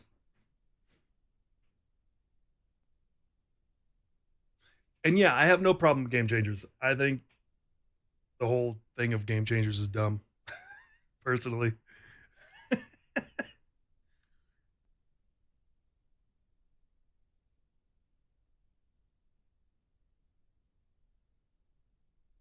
Yeah, I only thing I don't want infinites. I don't like infinites. Not a fan of infinites. I already have Murmuration in here. That was one of the first things I added when I did like some of the cards I had in my own set. Right here. Birds have vigilance. That'll make me some tokens. Racetrack will make me some tokens. As long as I have doubling season out there. And I figure Bear Umbra would do work. Because it'll allow me to untap all my lands for second main. Use that for more spells.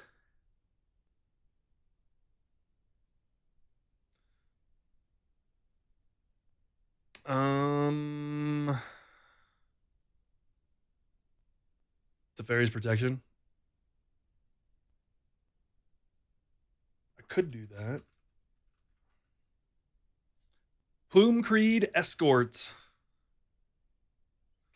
Flash and flying. Whenever it enters, target creature gets hexproof.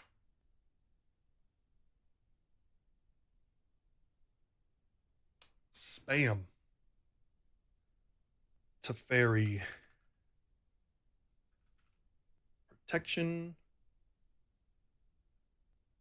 I don't know if I have any more of those, though. That's going to be an expansive card.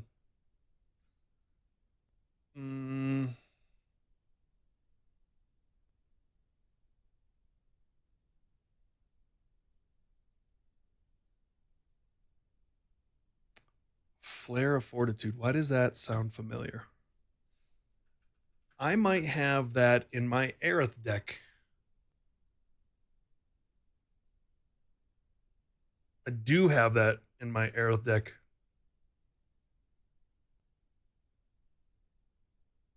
Yeah, I might use that instead of Teferi. I'll leave Teferi in there for now. You have an extra Fortitude? It's just I don't want to spend $57. Teferi's so fucking expensive.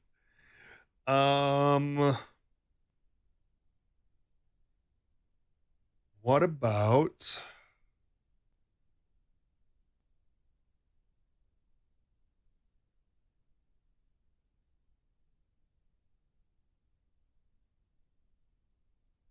we need more sorceries? No, we got a few sorceries. Oh,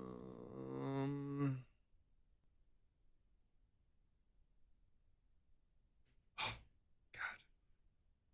Quit kicking me, dog. We do need more burbs. Oh,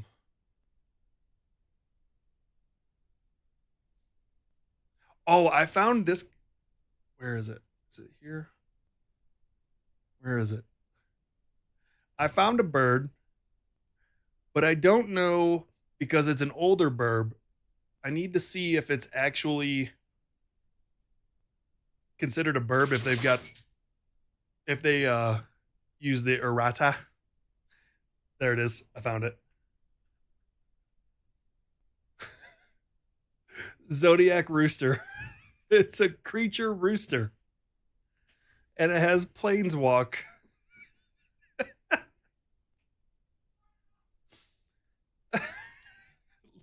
Let me go over here. Let me see. Zodiac. Oh, they have a whole shitload of them. Zodiac Rooster. It is a bird. Creature bird. So it has been erratad to be a burb. So Zodiac Rooster is a 2/1 burb with planeswalk. All right. We're keeping that.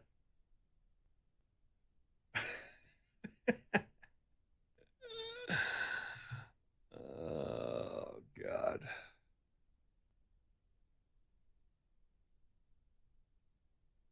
Some boots with the fur.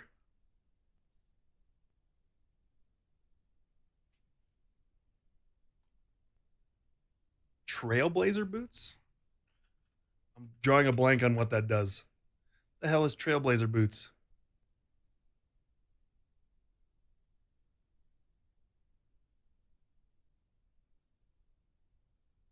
Wait, where the hell did it go? Am I blind?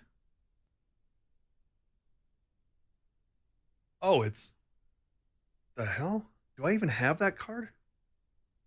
Complete non-basic land walk. Oh, that's mean. Do I have that card? Oh, that was a buy a box promo. I have a few of those cards.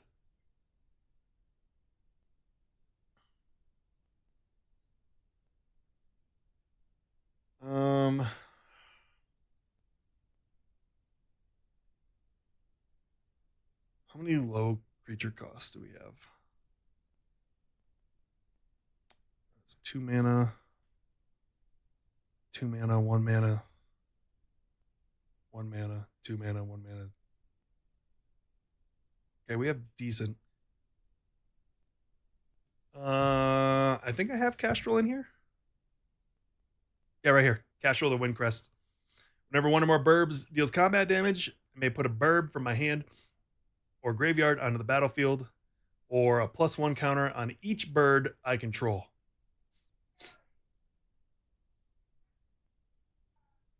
Yep, that one's already in there.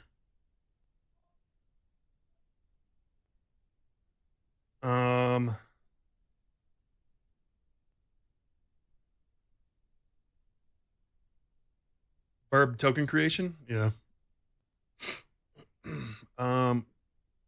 Actually, I don't. Okay. This one might be a little weird. It is not necessarily a burb. What about this?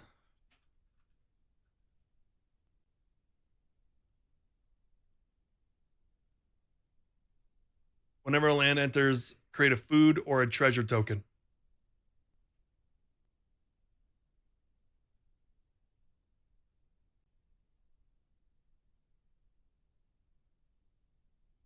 It's worth?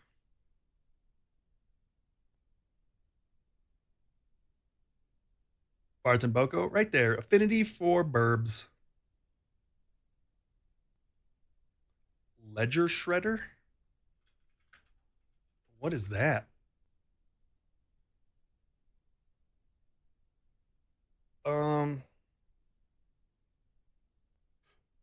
Whenever a player casts their second spell each turn, Ledger Shredder connives. Draw a card, discard a card. If I discarded a non-land card, put a +1 counter on them. Oh! Yeah, that's a good burb.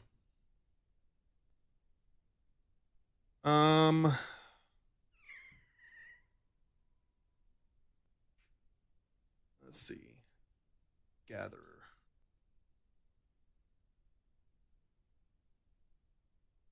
No, I don't care about rarity.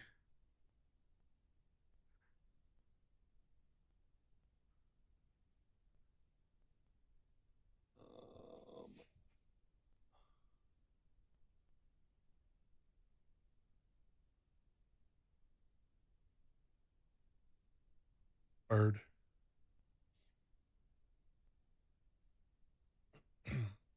The new Gatherer.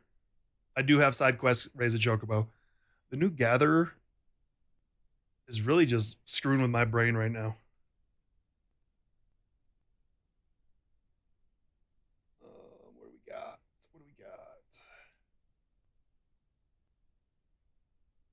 Let's see, that's not it. Nope.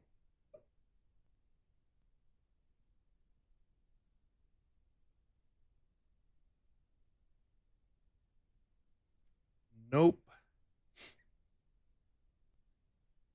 Yeah, got Murmuration right here. We'll make some tokens.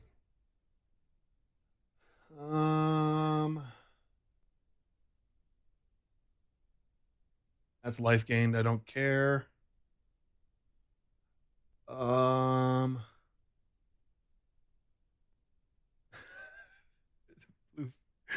Stupid.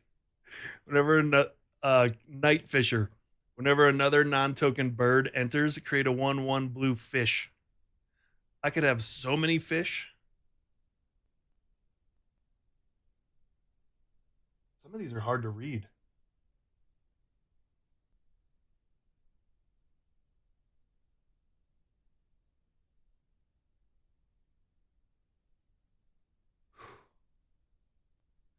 Maybe I do need glasses, better glasses. Holy shit.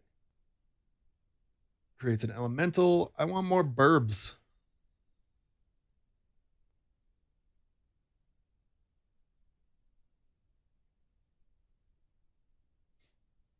I was honestly thinking of those two, Sakashima and Spark Double. I was thinking of adding them. Yeah, I'll throw them in there.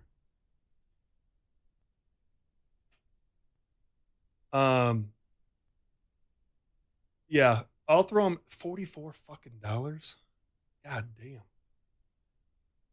Spark double. I don't have a spark double. What the hell is going on with me? How come I don't have this shit?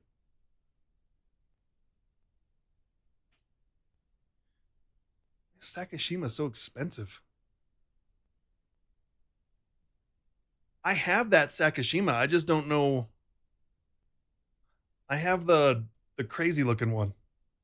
I've got this one, but I don't know what it's in. It might be in my coin flip deck, but I'm not sure.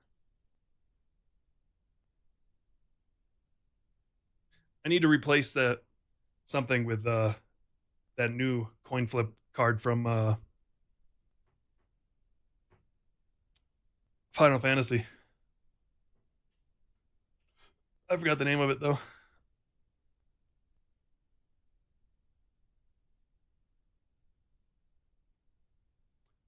Ooh, here's a good one. Nesting Dovehawk. $27 fucking dollars? This deck is gonna get expensive. Okay, I got a couple of them. Hermes? Wingmate Rock. When it enters, if I attack with a creature, put a 3/4 bird token with flying. Okay, that's a decent one. Rally of Wings. Yeah, 32. Yeah.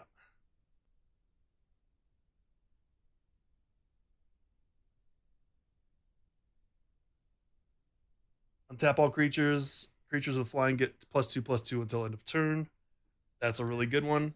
Cathar's Crusade. Don't I already have that? I have that in my Aerith deck. Cathar's Crusade.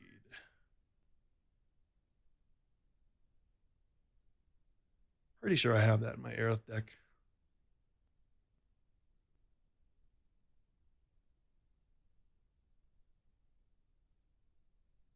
That's a mean ass card. Oh, what was the other one? Hermes something? Hermes, Overseer of whatever the fuck that said. I didn't get a chance to read it. Elder Wizard. Whenever I cast a non-creature spell, create a 1/1 burb. Castrol, yep. We got Castrol right here.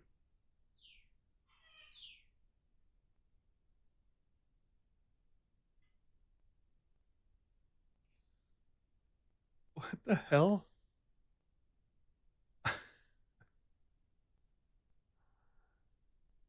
I can make an egg that turns into 2 burb tokens if I have doubling season out.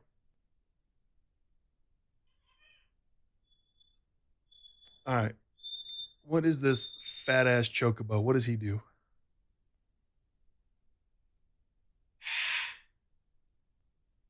Don't I have Gua here? I don't have Gua here. Oh, I just saw it in here. That's why. Rat. Flying and vigilance. Birds have vigilance. Do I have wingmate? Yep, I have that. Avacyn.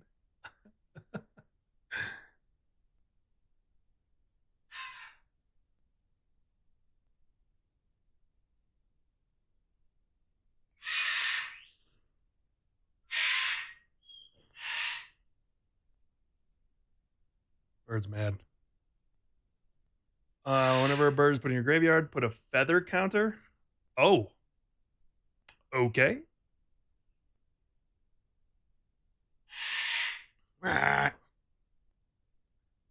What about Syndicate Messenger?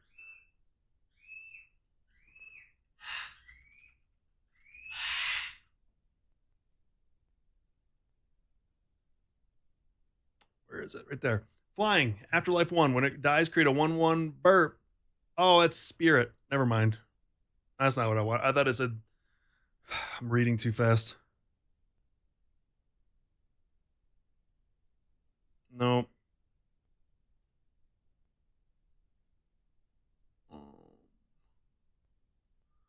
What the hell are Inklings?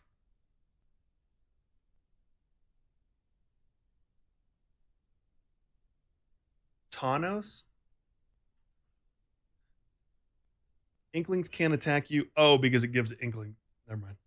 Taunos, the toy maker. What does this little bastard do? Whenever you cast a beast or burb, you may copy it. Oh. How many non-legendary creatures I have? Creature, artifact, creature. Oh, God. Could you imagine if I played... Where's the card that... Is it, it's an artifact. Maskwood Nexus?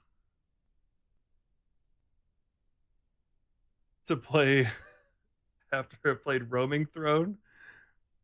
And then copy Roaming Throne? Holy shit.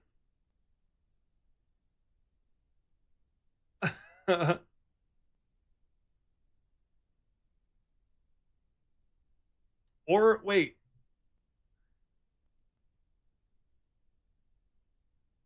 So this says, as Roaming Throne enters the battlefield.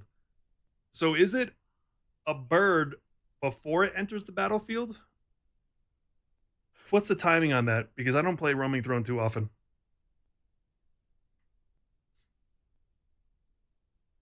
So then Tawny would still trigger with Roaming Throne. Or Taunos.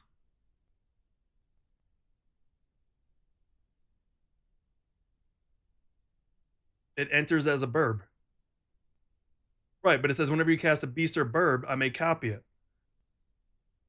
So Roaming Throne enters as a burb. So technically it's a burb when I cast. So then I'd be able to copy it. Oh, is it that? Is the timing is okay? So the timing is just a little off on that. Gotcha. Okay. Horse shit. Let's see. What else? What else? What else?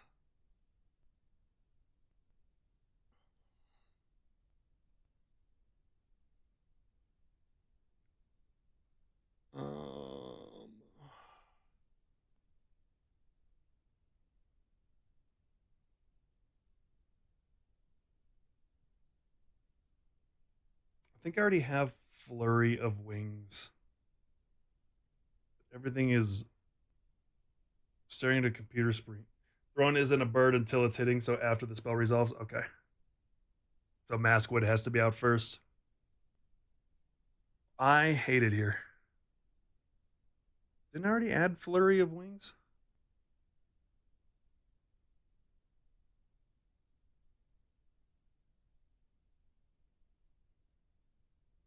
I did not. Rally of Wings. I was thinking that. Rally. But X Burbs. Oh, God. This deck is $4,500. Kind of. A lot of it's because of Pink Chocobo and the 3 dual lands. So, kind of. But it's very misleading.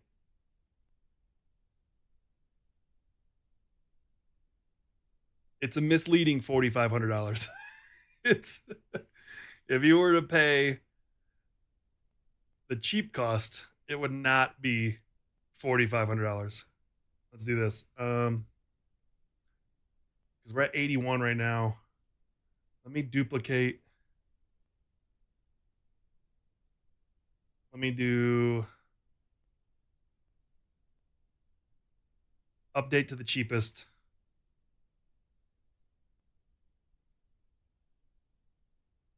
Yeah, I know it's burbs. If I got rid of that, and And that. We're down to $465.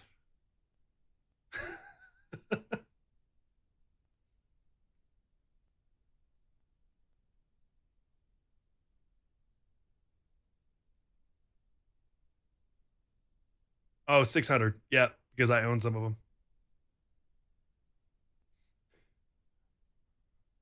Unclaimed. What is unclaimed territory?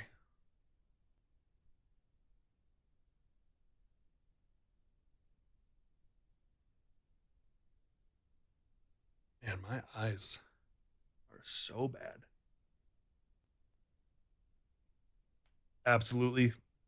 That is a good land.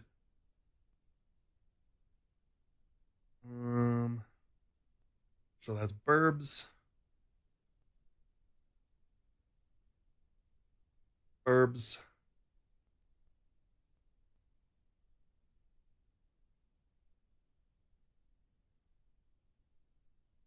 Come on, Moxfield. Wake up. Steve, fix your website. Steve. Cavern of Souls, we're good.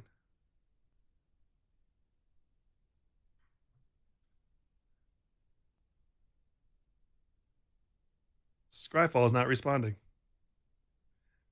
I have a Mana Vault. I could throw a Mana Vault in there. There it is. Burb. I do have one. Coat of Arms, already got it in. Thought I had it in? Apparently I didn't add it. That's on me.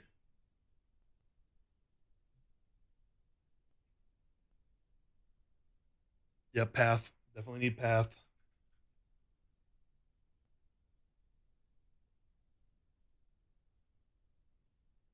I could throw Mana Vault.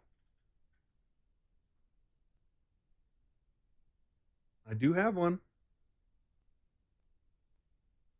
Right there.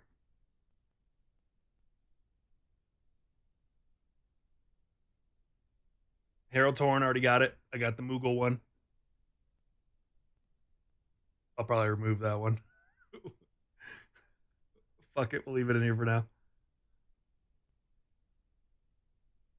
So it's only got 2 game changers, Teferi and Mana Vault, and I don't even think I'll leave Mana Vault in there.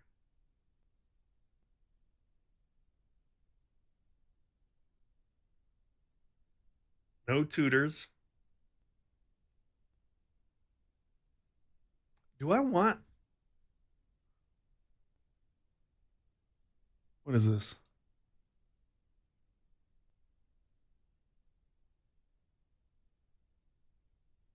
Oh, God. Sliver card from Edging from Eternity. Thrumming Hive Pool. Affinity for Slivers. Slivers you control have double strike and haste. At the beginning of your upkeep, create 2 1/1 colorless sliver creatures. Gross. Gross. I do have an Ancient Tomb.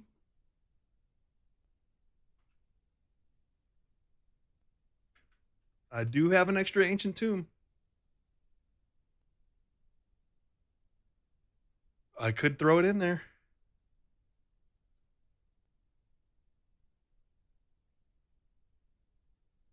Right there.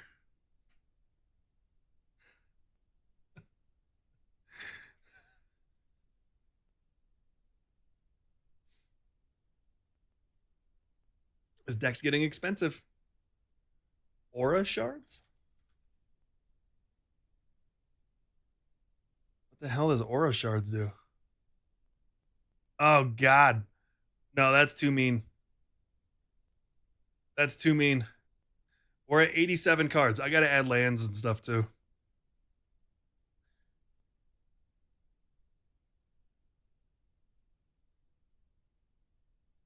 God, that's mean. You're a horrible person for wanting that in there.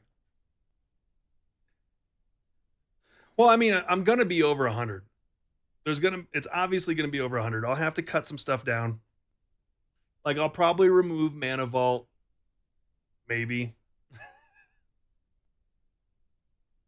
It's in your Celisnaya deck. Oh, God. That's so mean. I want this deck to be a nice top end 3. All right, somebody teach me how to read this shit. I've never looked at this.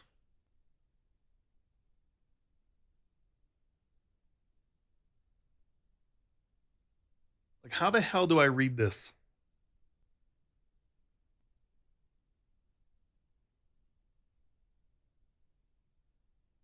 Top percentage is the amount of mana pips in my deck. Okay. So I've got, oh, so it's pretty well balanced then, right? Bottom percent. So yeah, it's pretty well balanced across the colors. Only I would need some more. So I probably what? 6, 5, and 5? 6 planes.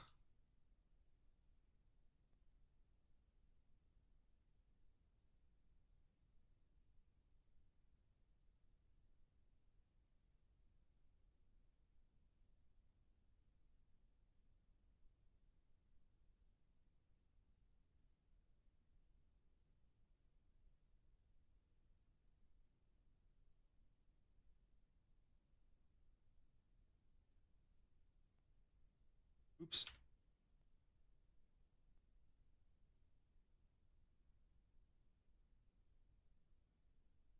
Three or 4? Okay. And just do some duels.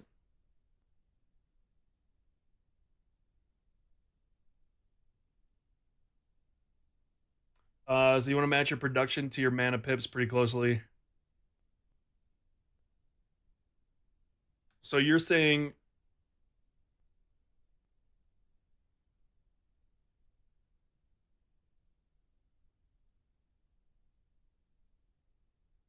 you want this number and this number to be the same?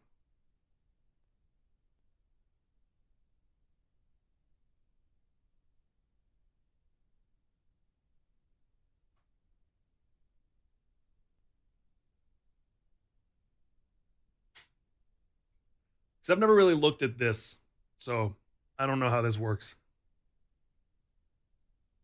Higher symbol percentage needs more bar. Okay. Go to...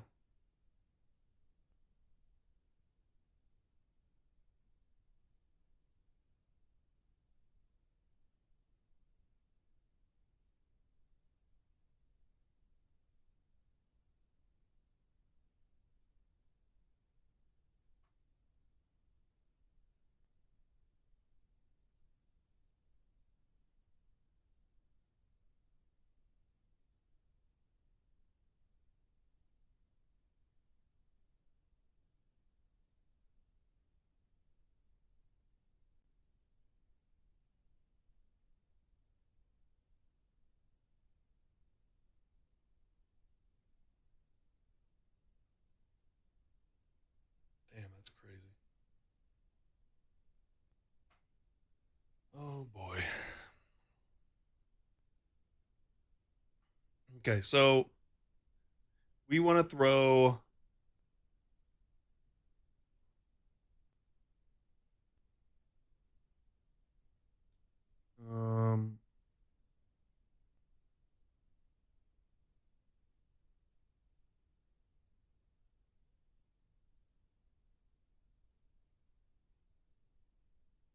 Am I considering dinosaurs burbs? If it says dinosaur burb, then yeah.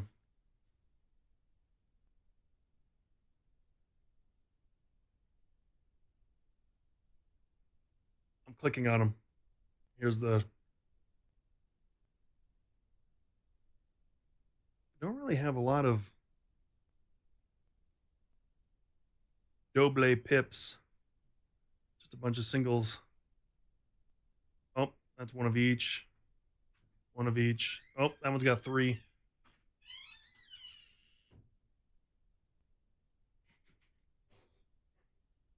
One of each.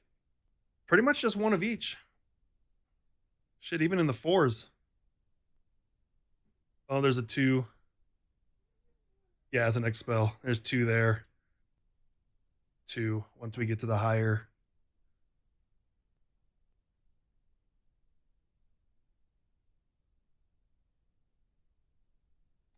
So we should probably add some more duels in here.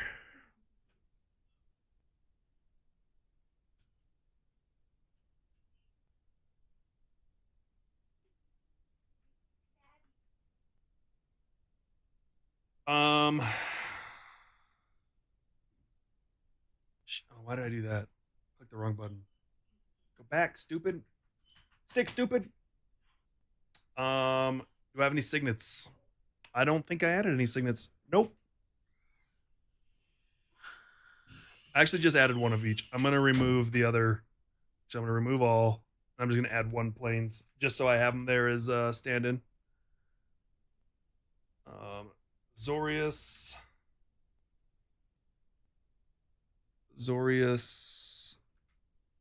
Signet. Celis, Naya. Back, what's going on? We've added some stuff.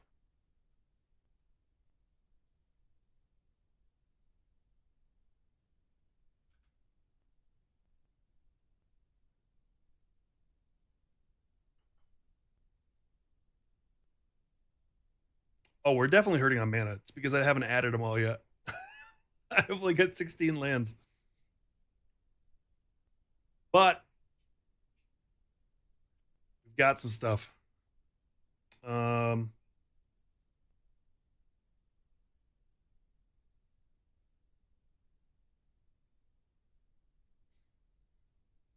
boy. See, lands are my least favorite part. Card draw, okay? Yeah, card draw is pretty good. Sea of Clouds? What is that one? That's an expansive 2 or more. Oh, okay, it's one of those. The 2 or more opponents. What's the cycle for these? I don't remember all of these. Sea of Clouds is obviously white blue.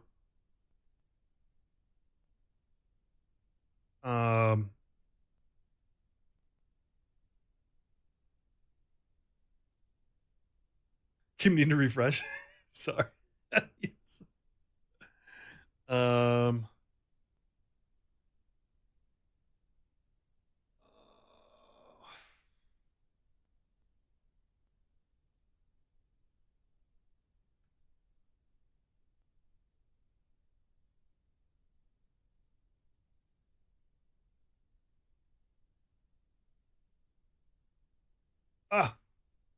Yeah, I run ad blocker. Fuck you, website. Let's see, I did Sea of Clouds.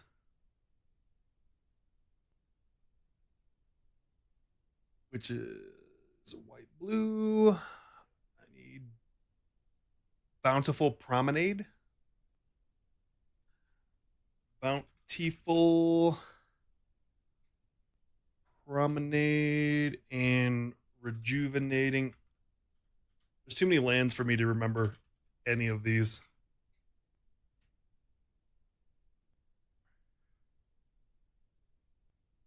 Fuck. I need to start wearing my glasses when I'm on my computer. That's an I, not an E. Springs. Do I have a Miria Angel in here? Are you trying to be mean?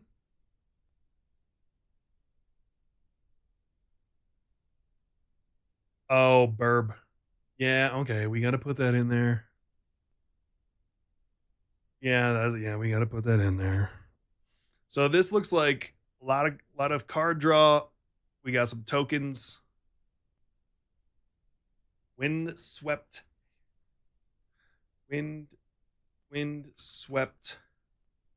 Heath. Oh, Shocklands. Should we do some Shocklands? Got my duels.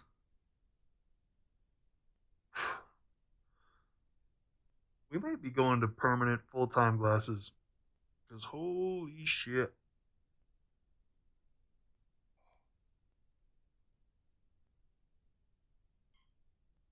Breeding pool.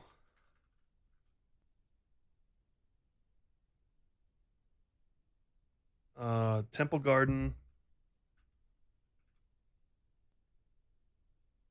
And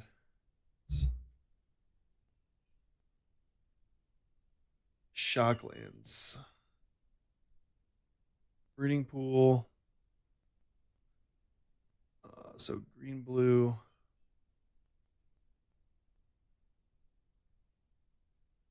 Green, blue. Hallowed fountain. Did I add hallowed fountain?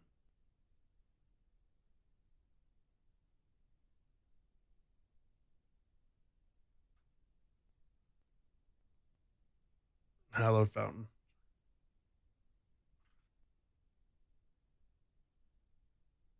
All right, fetch lands.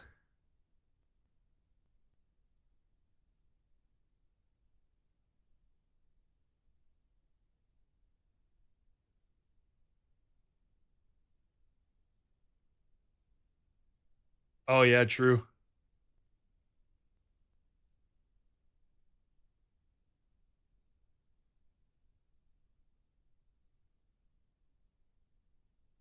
Why are there so many fetch lands? Holy shit. I didn't realize how many there were.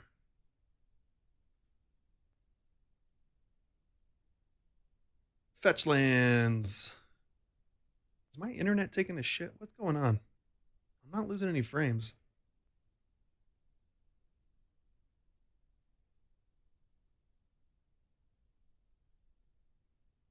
Oh, I didn't put the crystals. What's that one called? Earth crystal?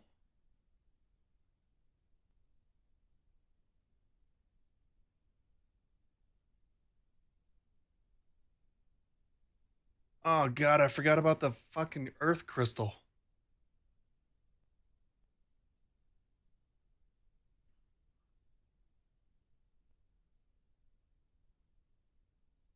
So I want to put in windswept heath.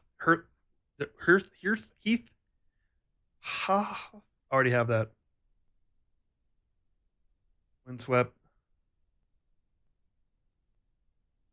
Heath. Misty Rainforest.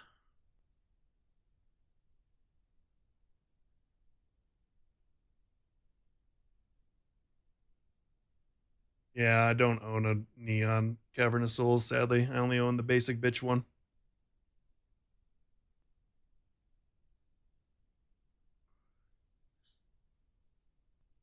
Oh yeah, Surveil lands. Oh god. Surveil lands. Surveil lands. Forest Island, Hedge Maze.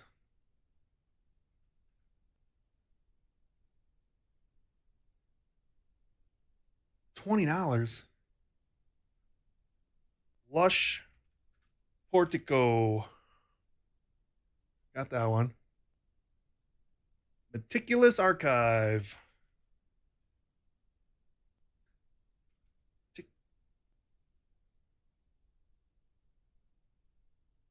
These are getting expensive.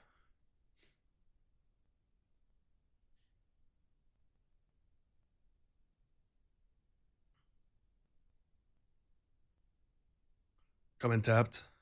I just hate lands. Lands are my least favorite thing to add. Do we want stuff in our graveyard? If not, I'd pass on Surveil lands. Ugh. Yeah, you're probably right. Should probably do...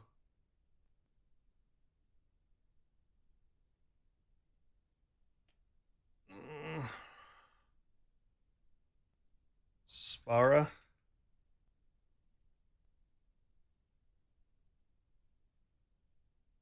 Enters tapped. Yeah, one of each. I guess I should get rid of the surveil.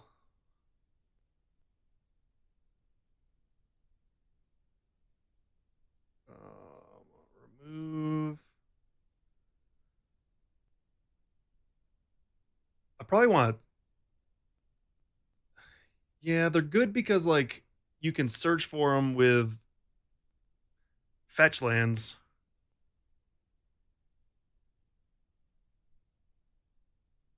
But if I'm running a fetch land, I'm probably going to go for things like this, Temple Garden, Hollowed.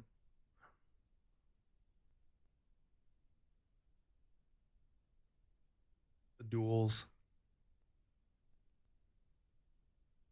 Would I know they're not typed.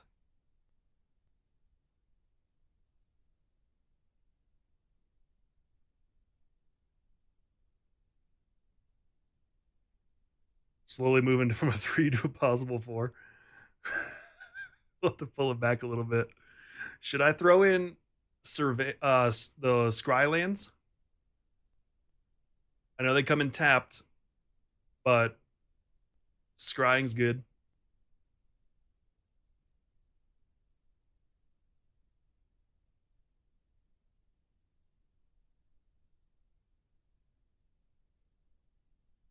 So we want to add Temple of Mystery. And it's one of those things that I'm trying not to go into the 4.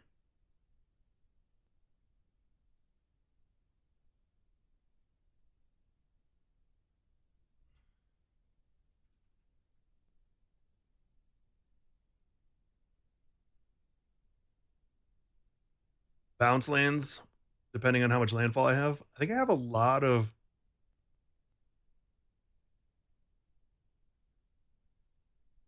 Oh, yeah, my coast.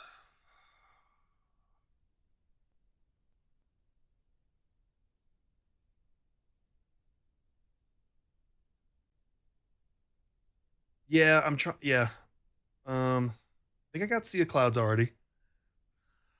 See, I got. Oh, remove one. Sea of Clouds. Rejuvenating Springs. Rejuvenating Springs. Bountiful Promenade. Painlands.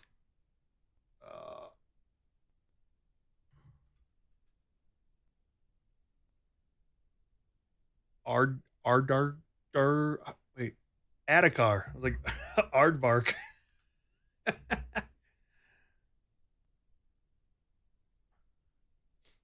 Yeah, Scryfall is, yeah. Brushland. And then Yavimaya Coast.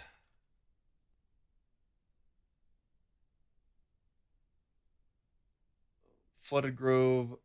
Do I have Flooded Grove? I don't. No, it doesn't. I don't block links.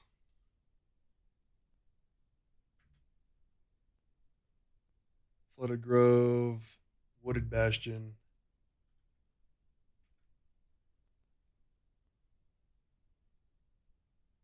What was the other one?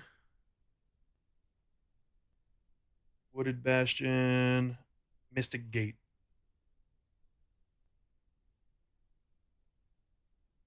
I figured it's easy to delete and ban, so why block links? Atawara. You think Atawara is good for that one? It's an expensive one.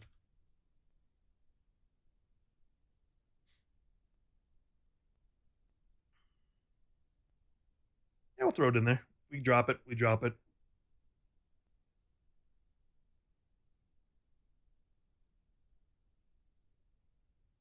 Reflecting Pool.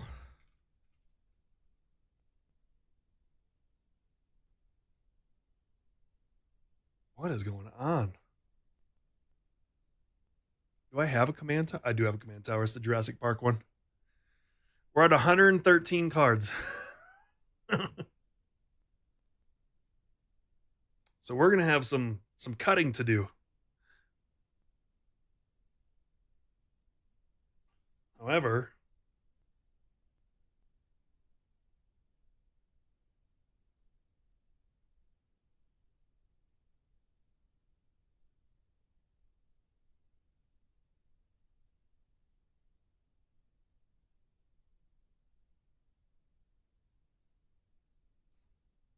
yeah, only 35 lands. Bose. Oh yeah, I thought I had that in there.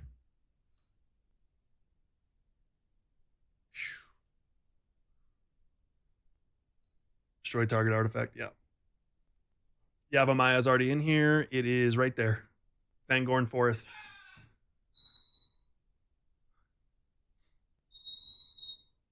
Yeah, we're gonna have to figure out some cards to get rid of. But we're doubling season isn't doing a lot.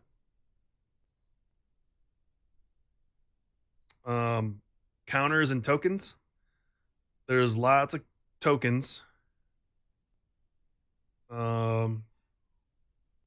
Decent amount of counters. Yeah, there's one. Put a +1 on each bird you control whenever a bird does damage. Yeah, it's doubling season's doing some work. All right, I got a extra to Urza. I could do that.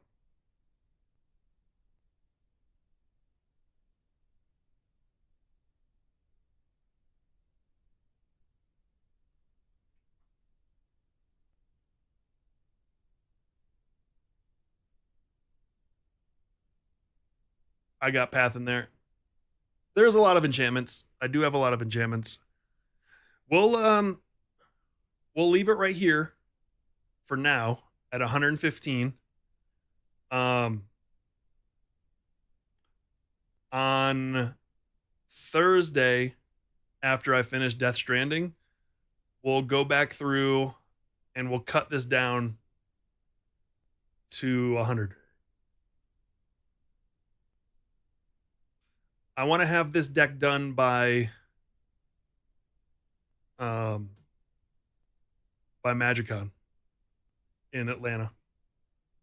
That's the goal.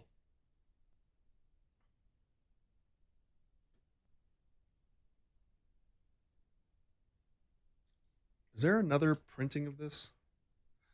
I need to find the borderless one. I have a borderless one. I just got to find it.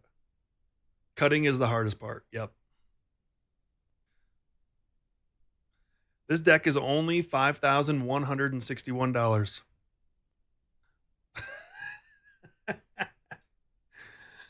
That's it. That's all it is.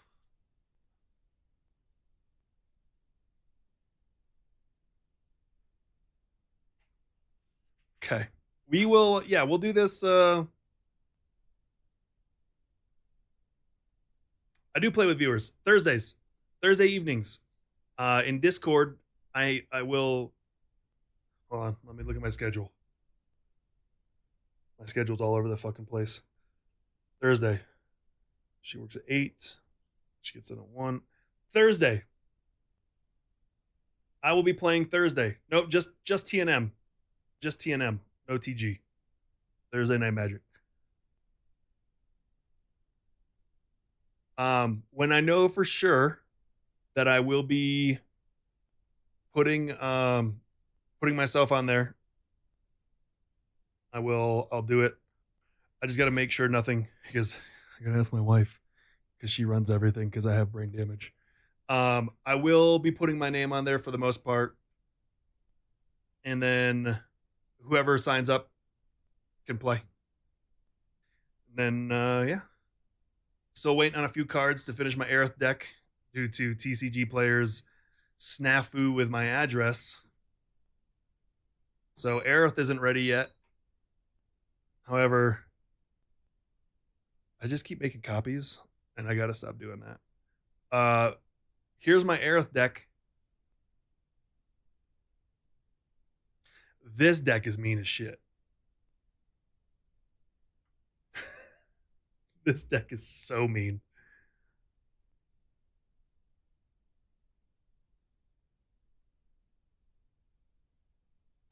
Elish Norn, Mondrak, Battle Angels, Avacyn, Walking Ballista, Elspeth, Roaming Throne, Chroma's Will, Teferi, Flare of Fortitude, Protection Magic, Silence, Aether Flux, Aether and Pruin, Agatha's Soul Cauldron, Chroma's Memorial, Elma the Host, you know, Throne of Eldraine, the One Ring, Ozolith, you know, just some of the nice stuff. Authority of the Consoles, Cathar's Crusade, Land Tax, Smothering Tithe, you know, just the necessary.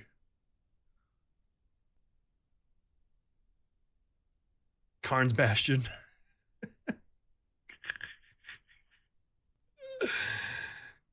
Just the Gemstone Caverns, Nykthos. Nothing crazy. You know, just the norm.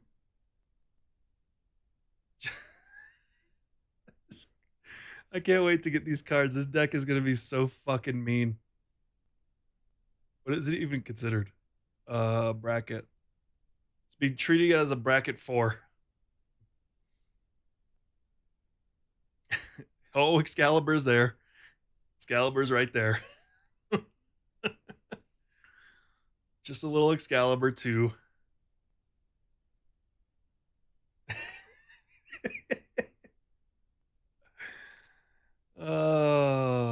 Yeah. You know, the typical.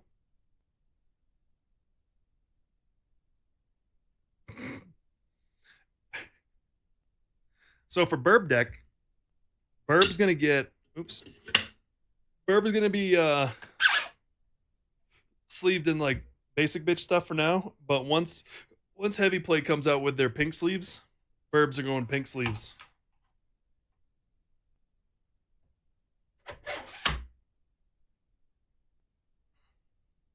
Okay, I gotta go. I have an eye appointment in 20 minutes, and it's like 15 minutes away.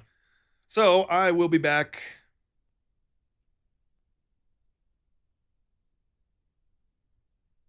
Thursday. Because tomorrow's Wednesday. No, Thursday day, because I want to finish Death Stranding. We got to finish Death Stranding. We got to do some cuts on this. And then we play Magic Thursday night. So, I'll see you then. Have a good night. Have a good Wednesday. Don't do drugs or something. I don't know. Or do drugs. I don't give a fuck. I'm not your parents. See ya.